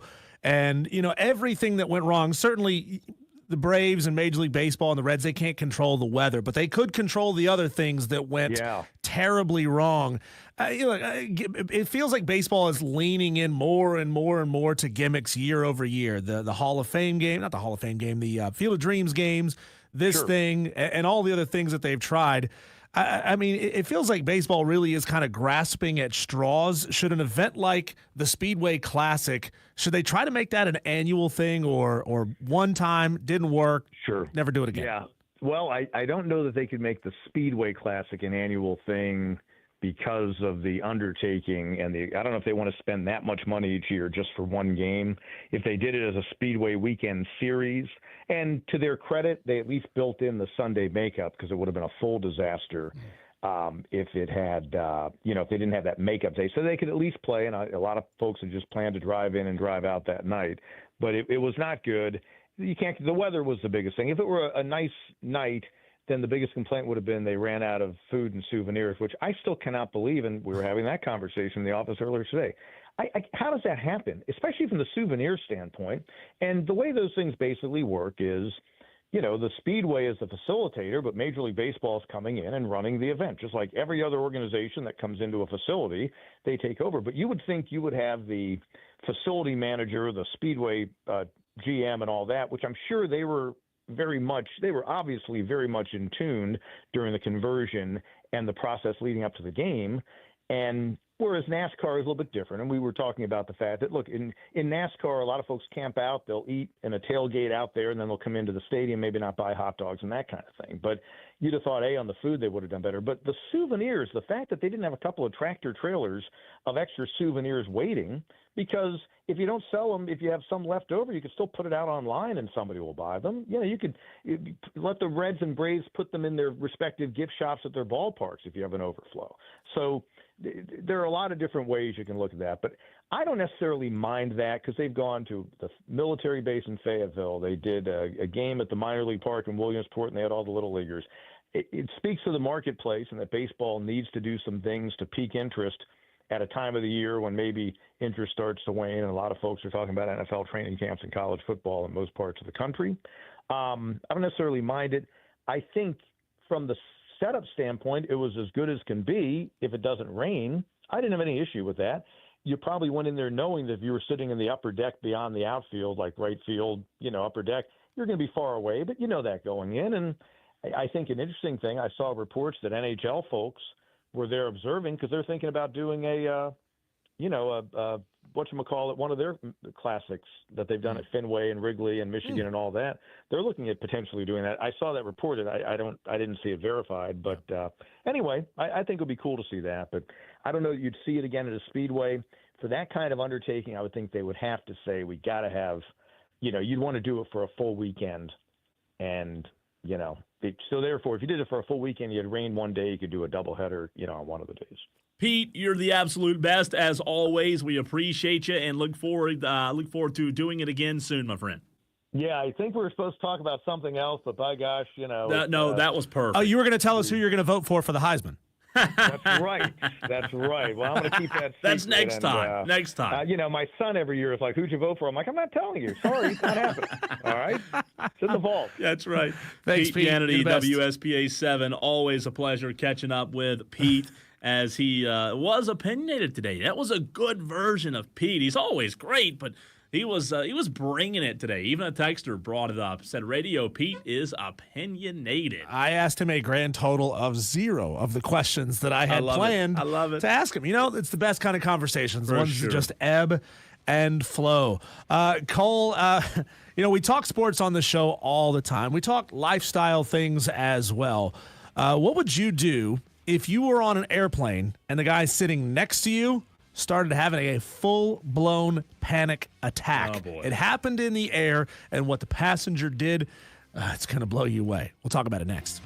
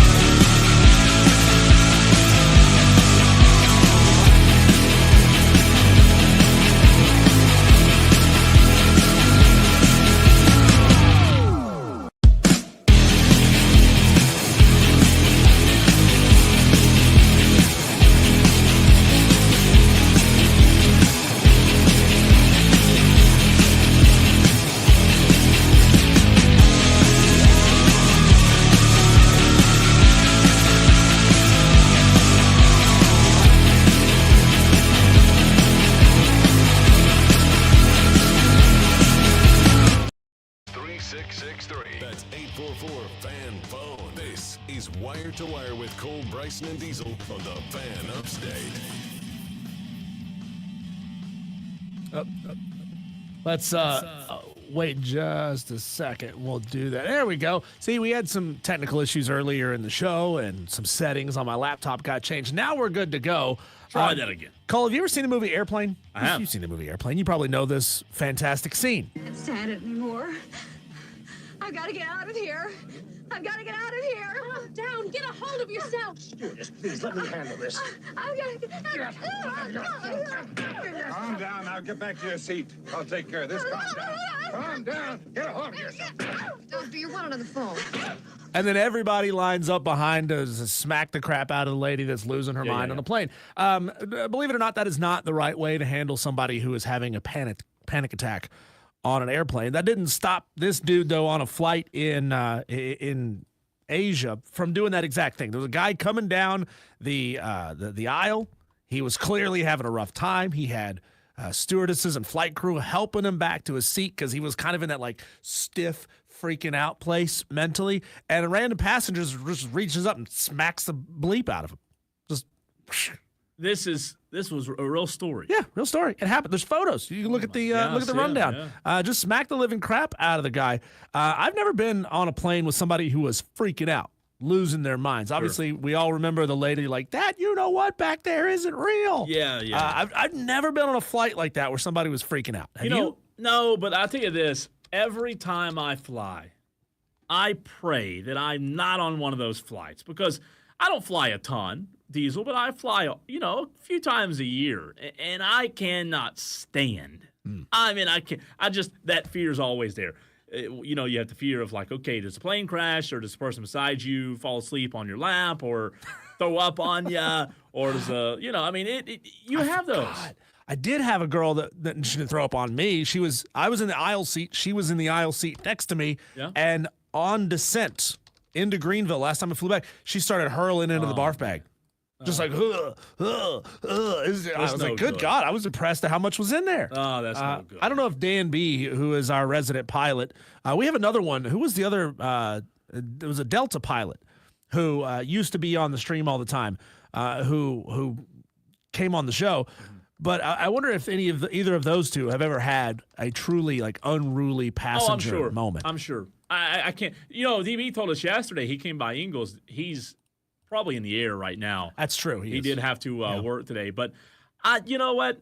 The most unruly thing I've happened is like some seats get mixed up, and I've been lucky. I've been fortunate. But like I say, man, I've been very lucky. And I just every single time I get on a plane, I'm sitting there thinking, what's going to go wrong this time? Are you stand up as soon as you touch down? As soon as the light turns off? Are you that guy?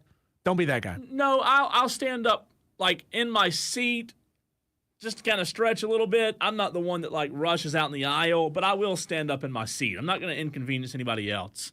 You know what we should do? The movie you played was making me think all the good airplane movies out there. We need to power rank the top airplane movies. Well, Airplane is clearly one, right? Yeah, but I'll tell you what I love. I love the one where it's the president. And it's the president's airplane. Air Force One. Air Force One. Yeah. I love that. It's an old movie with, an old movie. I think it's pretty old. Wasn't it Harrison Ford? Harrison Ford, yes. I love that movie. Would you count Top Gun as an airplane movie? You got to. One answer. You're not a U.S. citizen if you don't count it. It was a love story in a volleyball movie with a little bit of flying. Well, yeah. But other airplane movies. Snakes on a Plane. Snakes on a Plane's good. Yeah. Honestly, I don't know that I made it all the way through Snakes on a Plane. You didn't? I don't know. It was weird. Bad. It was really bad. It was weird, right? We're all just waiting for that one line, and once that one line gets delivered, it's like, all right, what's the point now? JD says, you stand up in your seat? That's weird. Not like in the seat. Like I don't put my feet in the seat. You know what I mean? So not only does Cole hate dogs, Cole is also stand up immediately when the fasten seatbelt signs turns off. I like to stretch. I do like to stretch. Tolos, enough of Diesel and I. We're done. Okay, good. We're done. We're going home. We're taking the headsets off. It is your opportunity to take over these airwaves. We haven't given you much opportunity today, but we're going to next. It's the Tolo Takeover. If you don't know, if you're a new listener of the show, I'll tell you what it is, but we need you to participate next.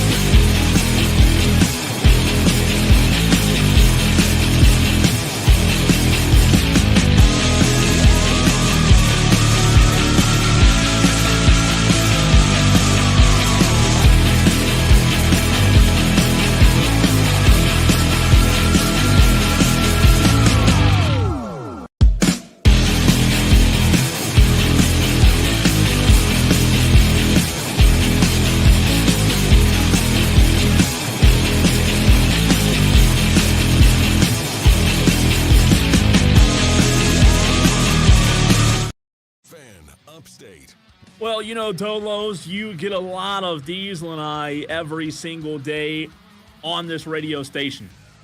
From 3 to 7 p.m.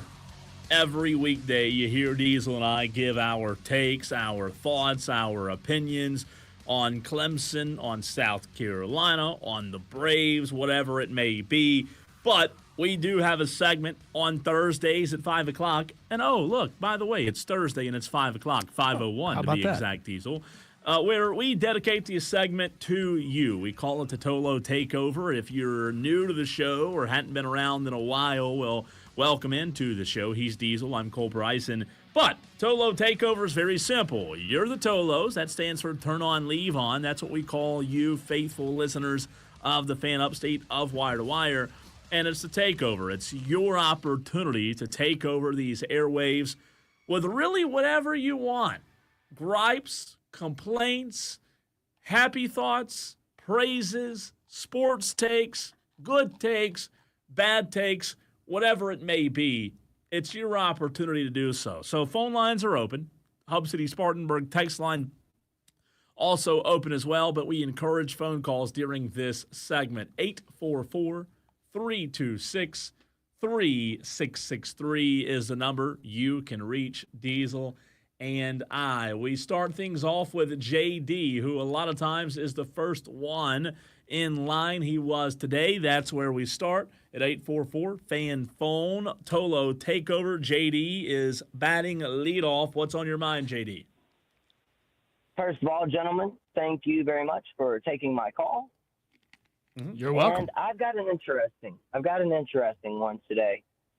So anyone who's ever had a girlfriend or a wife, and obviously we've all got mothers, we all know that women are always right. Ooh, Women, if you want to be happy, you know that your woman is always right. Where's the but, though? But No, there is no but. We actually are going to find out how much righter women are than men this weekend when the MLB will have their first ever woman umpire in the Braves and the Marlins game. My only question is, do you guys know if they're going to allow her to be behind the plate? No idea. Frankly, and this is not a slight to you. I could care less. You know what I mean? I'm not picking on you by any means, but that's how you know Cole's evolved, because he doesn't see gender. That's right. He's more evolved than the rest of us. Well, like I said, I am just, and we all are. I think Cole and Diesel, you guys both, we all are just a fan of getting the calls right.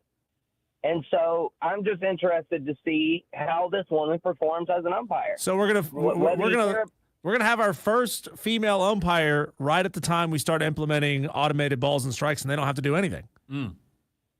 Yeah, right. Well, my thought. Right. My thought, JD, has always been these the umpires as bad as we've seen some calls this season be.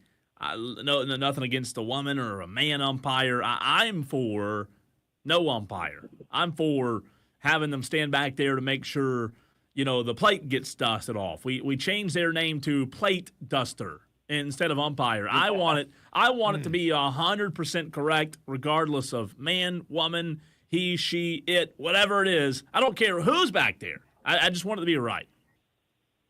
Right. And that's all I want to. So, yeah, we'll find out, though, if a woman is right. And this is a callback to when you guys first started the show.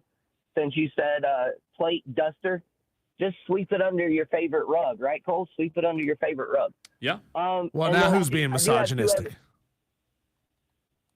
No, not I. Not never. So, yeah, two other little things real quick about the Little League World Series.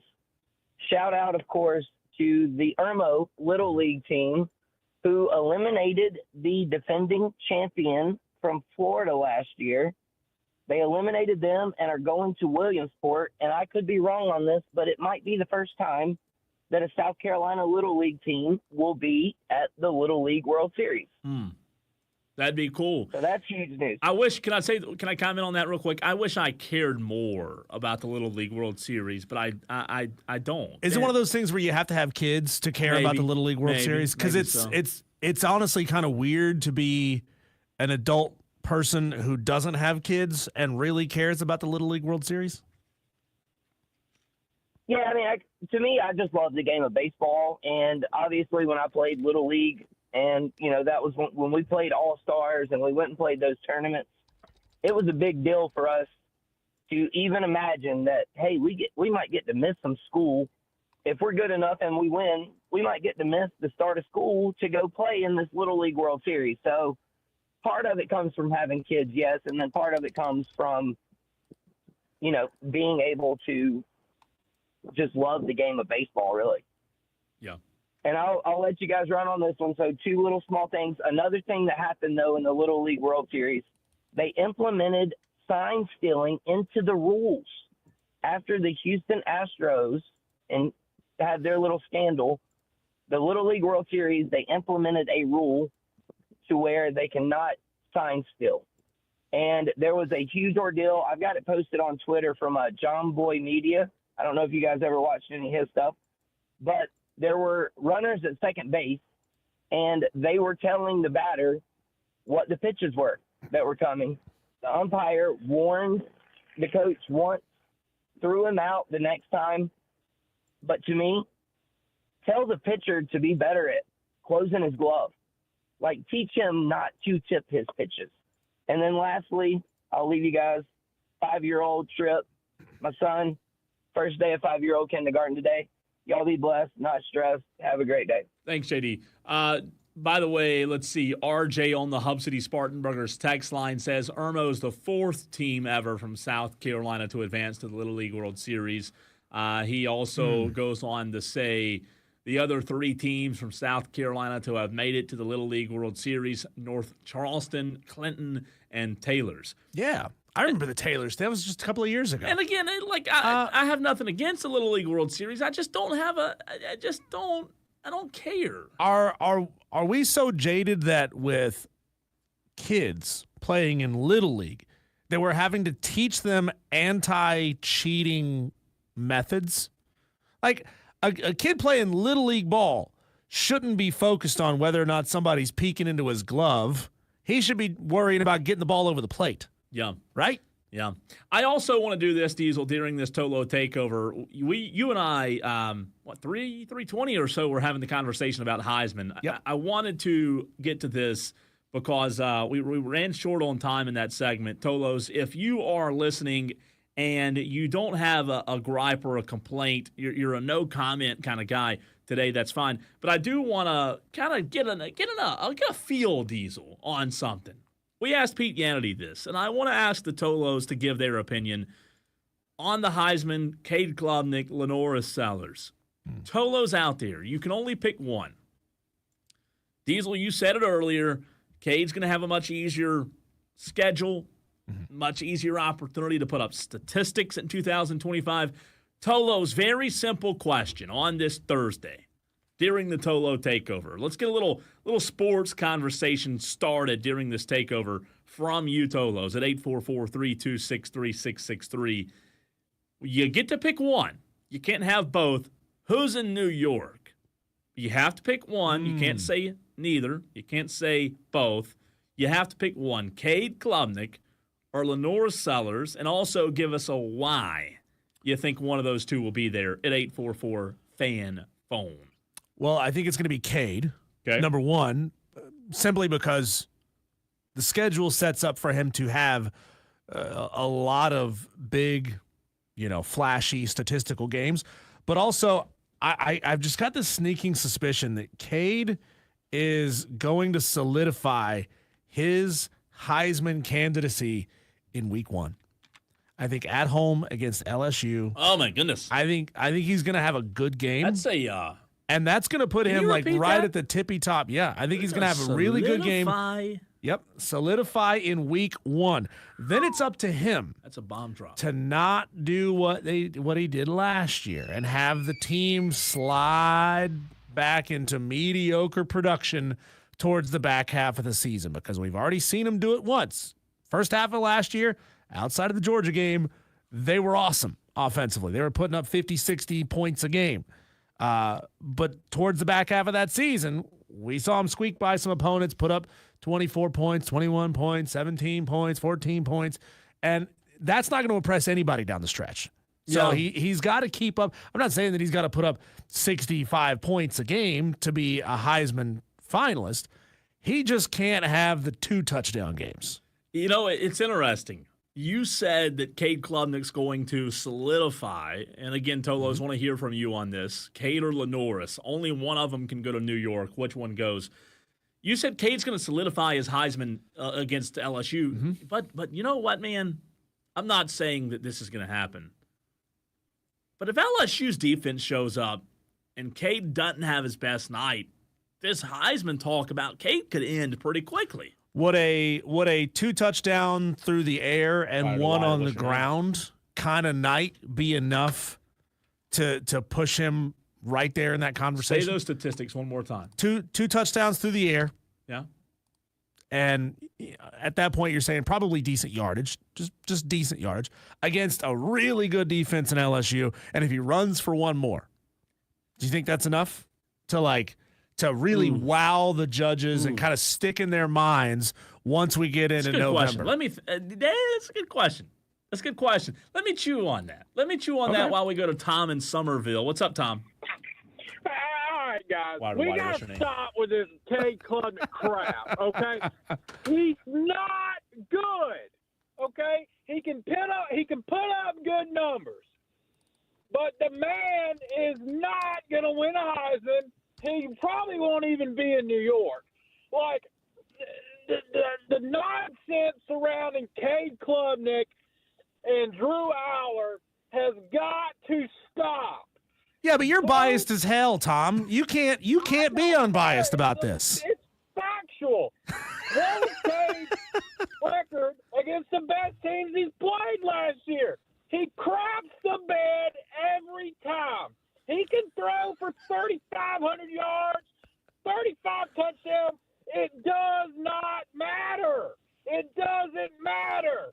Cade will choke in big games like he's done his entire career.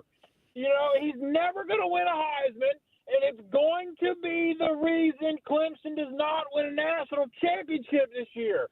They've got a loaded roster, but Cade is not the answer. It's the same thing for Penn State. The quarterback is the issue, and I'm sick and tired of people saying otherwise. So you're saying bench him for Vizina?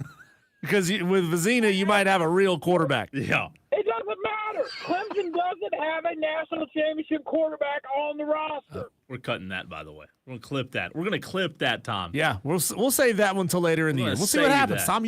You may be proven to be right, and if that's the case, we'll invite you to the Upstate. Cole will let you sleep on his couch, and you can come on the show with us live and in person in the studio to gloat about how right you were.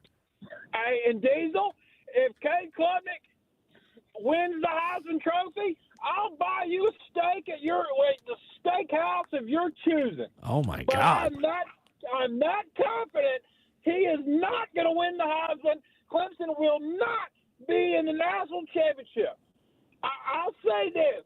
You put the North Sellers on Clemson's roster, they're probably a legit contender to win the national championship. They're that good. It's just Clemson has the better roster outside of the quarterback position. They do. And if anybody denies that, they're being too biased. I will admit it. But Clemson's quarterback will prevent them from winning the national championship. Hey, Tom, if I'm correct here, you know, I'm gonna be kind to you. I'm gonna invite you up to Greenville. We're gonna go to a place called Chop House 47. You and me together are gonna get the porterhouse for two. It's a 40-ounce porterhouse steak. It's gonna cost you though, $140. What are you gonna eat? Hey, Tom, Philip Moore on Twitter, Tom, says steak at the Ice House in Somerville is what Philip says on Twitter on the stream. Hey, I'll be at Ice House tomorrow. I'll be over there tomorrow night watching NFL preseason games. There you go. Thanks, All Tom. right, Ice Chest. Thanks for the call. Ice House. Thanks. Oh, boy. Oh, it's you gonna never be tough. seen Little Giants? Yeah, Little Giants. you're right. Yeah, it's gonna be tough to follow that, but Hurricane Jeff is ready for it on the Tolo Takeover. What's up, Hurricane Jeff? Well, I don't have anything to complain about. I don't have anything in particular, but I did want to give you guys that quick Jose Canseco story that I've been promising you. Yeah. Well, see, I pitched against him in high school. He played for Coral Park, and I played for Carroll City. Wow. I had one start on the year, and it happened to be against that team. And I saw him there, and he used to live 2 streets down from me in Carroll City. So I don't know how he got to Coral Park, but anyway, I pitched against him. He hit a home run off of me in that game, and then I decided, okay, that's the last time he's going to do that. So I struck him out 3 times. No way. Oh, I thought you were going to say you beamed him. Yeah, I thought so too. No, I see. I never pitched like that. I would rather strike you out than hit you with the ball. Yeah. So we get into semi-pro because I wasn't able to make any college teams. It's weird because our team won state championship that year, and I was a relief pitcher. I had 8 saves and 1 win on the year in like 12 appearances. But I went on ahead and I made a semi-pro team, and Wow. I was pitching in a practice game, and this hulking individual of a dude comes up to bat, and I had no idea that was Jose at the time. So I basically, one pitch, he hit the ball so far, I turned around and said, wow. That's incredible. But, Hurricane Jeff had a brush with greatness. That is incredible. I did the same thing to him that I did when he was at Coral Park. I said, okay, that's the last time he's going to touch the ball. 3 times I struck him out after that. How about that? Attaboy, Hurricane Jeff, real quick before we let you go, you're a Miami guy. Miami 2025, real quick, what do they do? I think they're going to make the CFP. Oh. I think they're going to win at least 1 game. I think Carson Beck is going to have a really good year behind that offensive line. I think the biggest question will probably be the secondary for Miami. I think they're good on the front 7 on the defense. I think they're going to have, as usual, great receivers, great running backs. I think Mario Cristobal will not make that same mistake he did against Georgia Tech. Yeah. I think he's learned. Yeah, good point. But I think that they'll win at least 1 game, and I think the ceiling for them would literally be the Final Four. Okay. Good call. Are you calling Carson Beck a Heisman finalist? I'm going to stop short of that. I'm saying it's a possibility. Gotcha. Okay. Yeah, I like that. I like that. I don't think that he will win. I think he can be in the conversation. I like it. Thanks, Jeff. Thanks, Jeff. By the way, Tolos, as we really are getting so close to football season being here, we did this a couple of weeks ago, but during the course of the next couple of weeks, before the season hits, you're running out of opportunities. If you do want to call the show and show us how smart you are with your team and play the win-loss game, hit us up at 844-FAN-PHONE, but you've got to let us know what the team is so we can have it pulled up, and we'll play the win-loss game with you. But you gotta be a little, I don't want to say like unbiased, but you just can't. I mean, if you're a Clemson fan, you call in win. You know, that's not really entertaining. I think we need to have a bold takes segment where Tolos can call in and have any bold take about the college football season they want, and then we'll save those receipts till later on in the year. Save Tom's already with Klubnik. Tom is on one today. Let me get to the text line, Diesel. Let's see. A lot to get to here. Texter from the 887 says you need to be playing it every day until these Clemson fans understand. So a little Clemson shade there, talking about that clip. Texter says from the 828, I say, oh, this is Mitchell. Mitchell says, I say whichever one wins the rivalry game goes to New York. Let's see. Texter says, 110-pound, one-legged offensive lineman has a better chance to win the Heisman than Cade. There's your bold take. Let's see what else.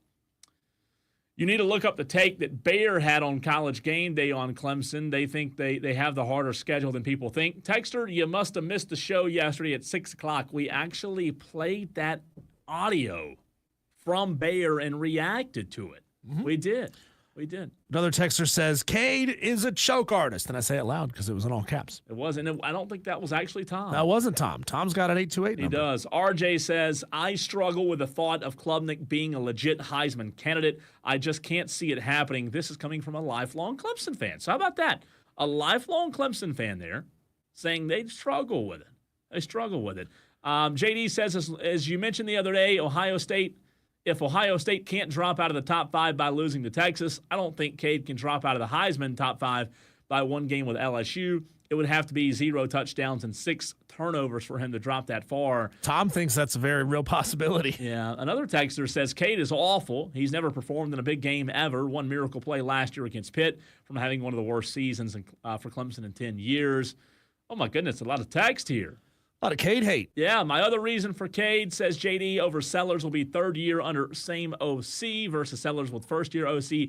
So to answer your question, Diesel, going back before we run to a break real quick, on the first game, what would kind of put him in Heisman?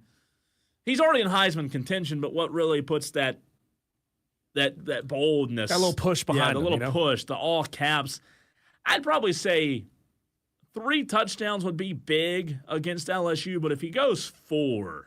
3 total, arms and legs. Yeah, 3 total is fine. If he goes 4, though, I think all of a sudden you're looking at, oh my goodness, 4 tutties against LSU. Then you're not like cruising against the ACC, but you're in a good spot. So here's a bold question. 4 touchdowns, that's 28 points.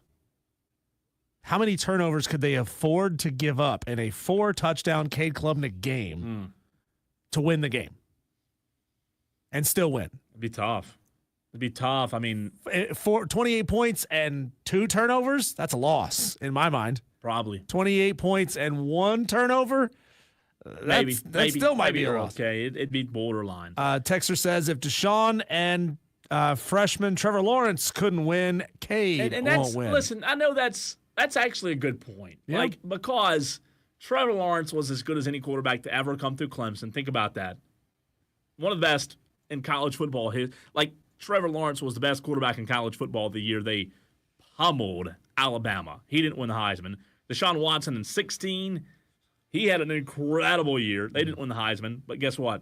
There was a guy named Lamar Jackson that did win the Heisman. So that's actually a pretty good point there by the 843. When we come back, Cole, let's hear from some of the biggest names in sports. Some audio from Joe Flacco, Jerry Jones, Lane Kiffin, George Kittle, Brian Schottenheimer, and so many more. Our audio blitz coming your way next.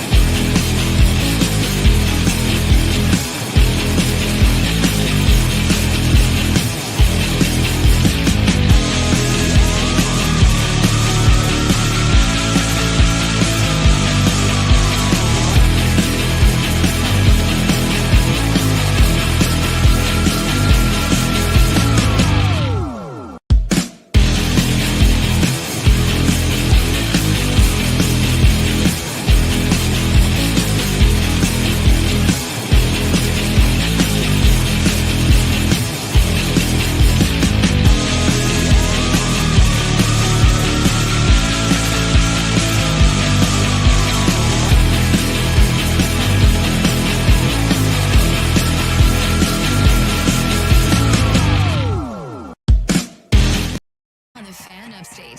Texter says the same year Lamar Jackson won the Heisman, Deshaun won the award for the best quarterback. Make that make sense. Wow. Well, two different groups of people giving out awards. Yeah, it is. You know, Heisman Trust is one of them, and what's the other one? It's not the Bolitnikoff, the best quarterback award. I felt like there's a million quarterback true. awards, right? Yeah. How does the best quarterback in the game, voted by one poll, not win the best player in the game?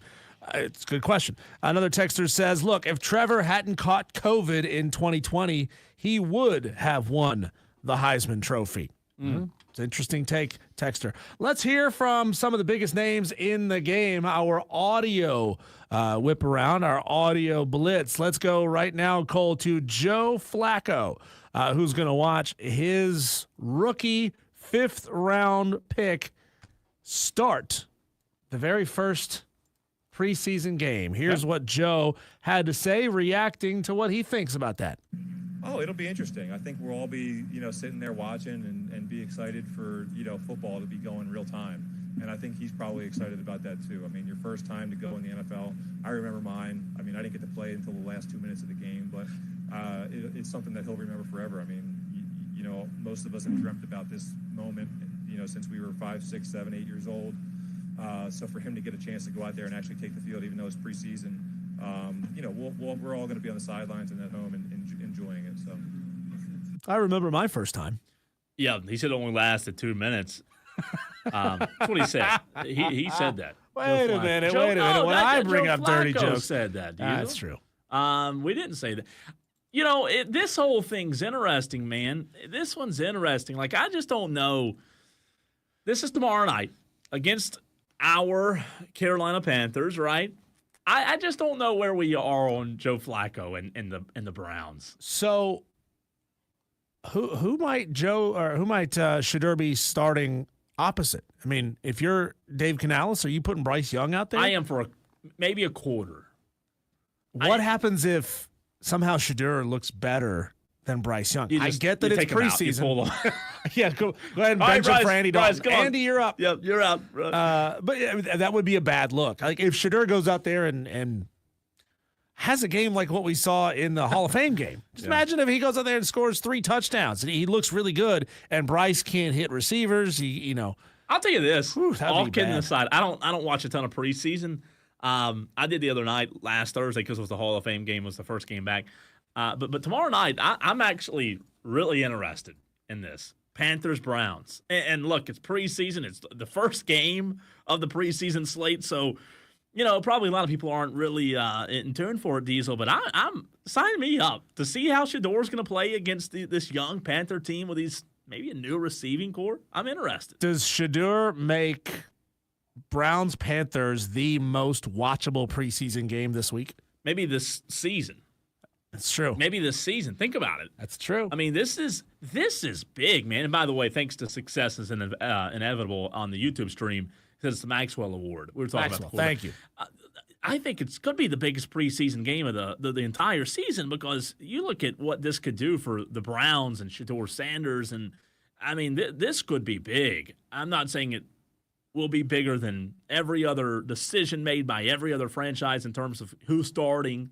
But this is a big one, man. If Shedeur looks good, now we're talking at what point of the season do we see him actually start a regular season game? If he looks good tomorrow night? If he looks good tomorrow night, and Joe Joe's just okay. Well, I think it depends on how okay Joe is throughout the course of the season. Let's hear from another one of Shedeur's Browns teammates. Here's Myles Garrett talking about being excited to see Shedeur out there on the field. I mean, he's funny, he's optimistic, lighthearted.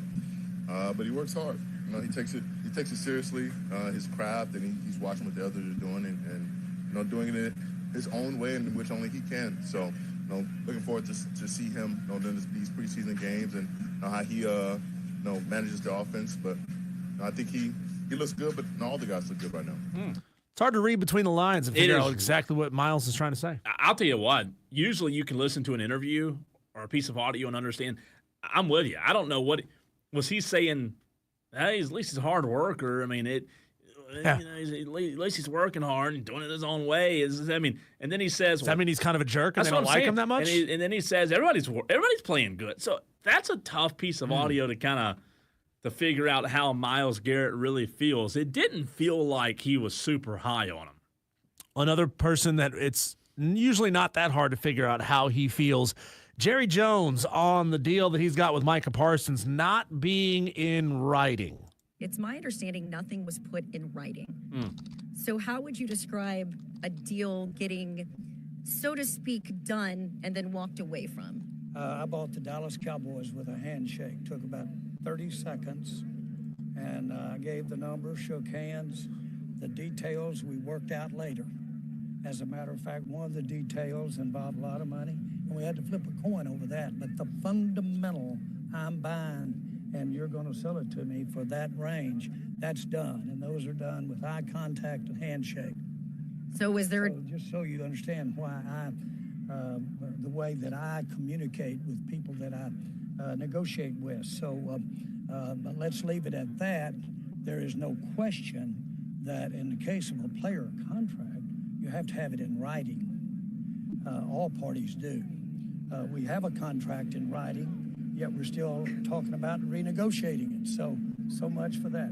So what's the sticking point for you right now at this point? Again, there are no point. There's points of varying degrees of influencing, not having something done, but nothing that I would say is out of the ordinary. There are no points. What's your point? That was funny, man. What was that line he said? But there goes that. I mean, that was a good. I don't know what to make of that. I mean, it sounds obviously Jerry sounds frustrated, and maybe Jerry is confident in principle that a deal is done. You know, you talk about things being in principle, you agree to something, and then you let the lawyers figure it out, right? You let agents and lawyers and accountants, you let them figure that out.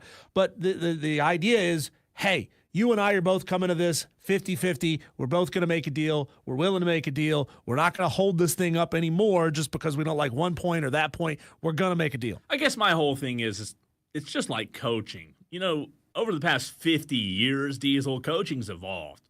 You used to could call players any name on the field. You used to could hit them on the helmet. You used to could throw chairs at you.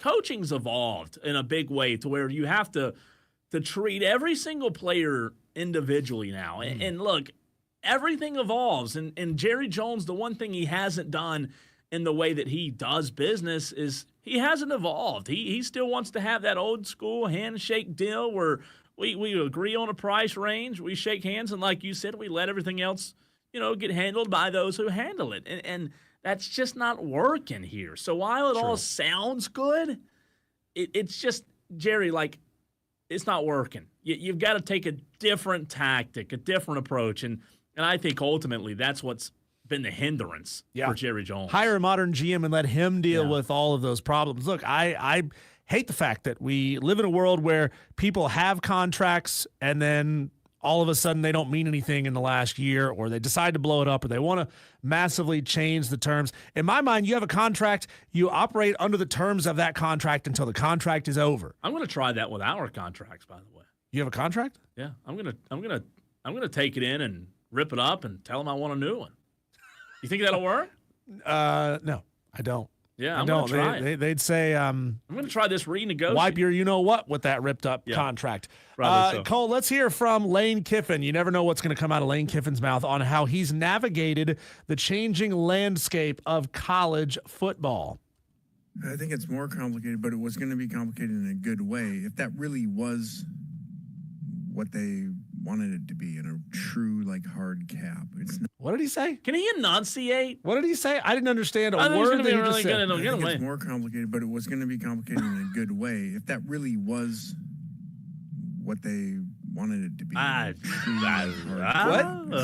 Word salad. And people aren't operating under it. What is it? If it was, and you didn't have this other contracts that could make other money, name, image, likeness, and is it really, or is it just pay for play? And put down the bourbon lane. So people, as you can see with what's out there and what these players are making in places, people aren't following the cap. They're just going to say, well, this can't be enforced. Right. And so that's just really frustrating because it's like, okay, well, you told us these were going to be the rules, but now you don't have to play by them.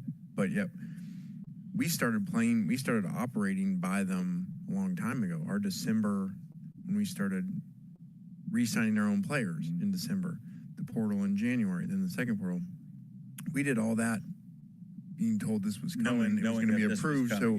That's how their contracts are. That's how they're negotiated. He did bring up an interesting point there. What's your point? It was buried in that word salad.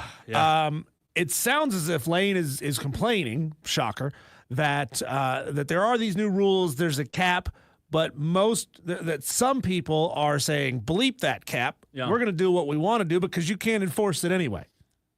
I just want Lane to slow down, enunciate, and use punctuation in his sentences when he speaks to somebody. Run-on sentences. I don't know what he said in the first 30 seconds, but no, I'm with you. Cole, here's a little piece of audio that we talked about just a little bit yesterday. We didn't have the audio, but we talked about the audio and we quoted the audio. George Kittle interrupted a live interview on the NFL Network to talk about how he's upset that smelling salts are being banned in the NFL. Here's George. Gonna have a chance, you know, and just right there, buddy. George, I didn't even know he was there. Good. I was just letting Fred finish. Yeah, appreciate that. Yeah, get out of here, dude. What are you doing? Yeah, this is the linebacker time. Smokes. Worse. No, it's a 4-shot. That's right. We can pan out. Look at us. Wow, that's not a bad look. Sorry for interrupting. Look at that. Everybody's in now. Yeah. But yeah, man. I mean, the goal, of course, is being in Levi's. Beginning of 2026. That's always the goal. Sure. And George, hello, friend. How are you? I honestly just came up here to air a grievance. Oh. Our team got a memo today that smelling salts and ammonia packets were made illegal in the NFL. Wow. And I've been distraught all day. Okay. Illegal? He even said he's not practicing anymore. I considered retirement. Yeah. So they go ahead and bring that back for George Kittle. Yeah, so we got to figure out middle ground here, guys. Somebody help me out. Somebody come up with a good idea. Fred, it's on you. Airing of grievances. Yeah, that's all I had to get out there. I'll get that off my chest. Is it before every drive? I'm an every drive. I'm an every drive. I've seen guys like that. I'm an every drive. In between every play, that's too much. Pulls out the sauce. So George Kittle is doing the smelling salts before every drive. Wow. That's a lot. Wow. That's a lot. I'm not a fan of it being banned, but every drive, woo, that dude's built different, isn't he? Cole, how do you feel about Colin Cowherd ripping your new football coach, Brian Cowherd Schottenheimer? Is so irrelevant. He has to use things like, it's not professional if you have a backwards hat on. You shouldn't have a backwards hat on. You're not a professional football. Colin Cowherd's an idiot. Here was Brian Schottenheimer poking back at Colin Cowherd for those comments. Sorry, Colin. Let me turn my hat around.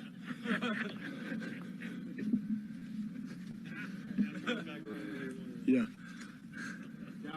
Oh, well, I guess that's it. the only reason Diesel Cowherd says these dumb things about backwards hats not being professionals is so that people talk about it. Otherwise, we're not talking about Colin Cowherd.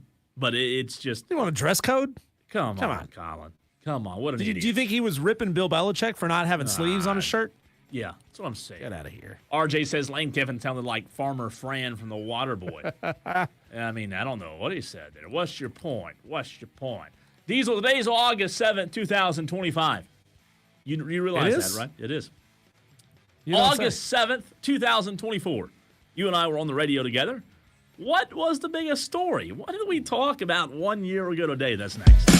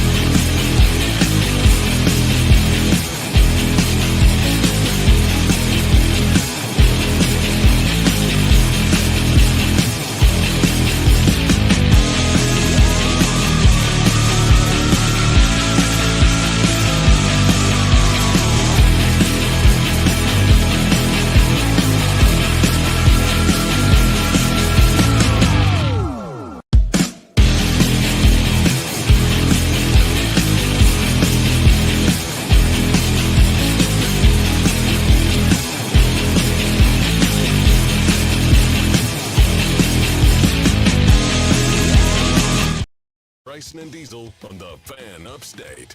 Well, Diesel, we all like looking back in life. I love when Facebook or Snapchat or your phone will show you pictures from a year ago today, right? 1 week ago, or on this week, 1 year ago today. We all love reminiscing. It's just something we like doing. I don't know exactly why, but that's what we do. And in this very segment, Diesel, let's reminisce a little bit. Let's look back to August 7th, 2024. Okay. 1 year ago today, what were you and I talking about on Wire to Wire? I'm pretty sure we were talking about Clemson, Georgia. We were. Yep, what we else? were. Onion rings. Is this the year that Bryce Young is going to get benched and they're going to have to get a new quarterback? Ooh. That probably was around I know we time. talked about it, but I don't know if we talked about it on this day. So August 7th, 2024, we led the show with Clemson predictions for the season, which we're doing next week, by the way. You and I made our predictions. I had them going 11-1. You had them going 10-2. Mm-hmm. We were both off there. We talked to Chapel Fowler of the state newspaper in the very next segment. We talked about the NCAA announcing a 4-year show cause order for Jim Harbaugh. Let's see. We were talking about the details of the Pitbull FIU Pitbull Stadium. You remember that? You remember that? Pitbull Stadium. Yeah. For $6 million, they were bringing sponsorships. Let's see. That was at FIU. We also discussed the biggest storylines going into the 2024 NFL season, how Atlanta could keep two quarterbacks happy. Oh, yeah. Oh, that's interesting. It's come a little bit. It's come a long way since last year. We talked about, was the Deshaun Watson experiment in Cleveland over? We talked about C.J. Stroud and the Texans being Super Bowl caliber. And guess what else we talked about? It being the last year, potentially, for Mike McCarthy and the Big D. How about that? And guess what, Diesel? It was. It was the last year for Mike McCarthy and the Big D. You also reviewed 1 year ago today your first Whataburger experience. You said it was good, not great. Yeah. Didn't jump out to you. I've noticed the Whataburger excitement's kind of gone down. Like the one near my house isn't buzzing anymore. I don't think I've gone back in a year. Have you not? I've been to a Whataburger twice. I've been to the one on Woodruff Road and I've been to the one in Malden. Yeah. One time each, and I haven't been back since. It's to either good. One. I just hadn't. I don't go a lot. I'd be honest with you. In a year, Diesel, I might have been 2 or 3 times. It's the most convenient fast food restaurant to my house, and I don't go there. Yeah. We'll put it that way. It's not that. Now, I will say, you need to try their breakfast. Their breakfast isn't bad. It's really not. Their breakfast is, if you're a breakfast guy, I don't eat breakfast. So. See, that's the thing. It's the terminology you use there. If you say it's not bad, it doesn't sell it. Okay, their breakfast is good. Okay. See, there you go. It's better than terrible. No, honestly, they have on down there. Seriously, and they're not a sponsor. They should be, but they have a pretty good breakfast. Diesel, we also 1 year ago today talked about which Heisman candidate. Imagine that. 1 year, how about that? For 2024, do we trust the most and do we trust the least? Oh. Yeah, that was we talked Heisman. Do you remember who we trusted the most and the least? Didn't say. But we also did a game where we did Carson Beck versus. We compared him against the Arizona quarterback. And you actually remember we did that like Carson Beck versus several days until you picked one that was better. Remember that? Yeah. Remember that? How wrong we were about Carson Beck. Remember going into the season, everybody thought this guy is going to win the Super Bowl. I know. And that didn't happen. We're going to do that next week with Garrett Nussmeier. The little Garrett Nussmeier versus. Have you seen the trend of videos where somebody will present 2 options and you just have to keep going until you pick one or the other? So it's like water versus juice. Yeah. And you say juice. Okay. I have seen juice versus soda. Juice. Juice versus beer. Beer. Okay, beer Same versus, thing. That kind of thing. Same thing. Same exact thing we did a year ago. So that is what we did 1 year ago today. How about that? Awesome. When we come back, let's jump back into the conversation that started the show, that brought us in today. Which of last year's college football playoff participating teams will make it back there in 2025? Certainly is not going to be 100%. Let's get back into it next.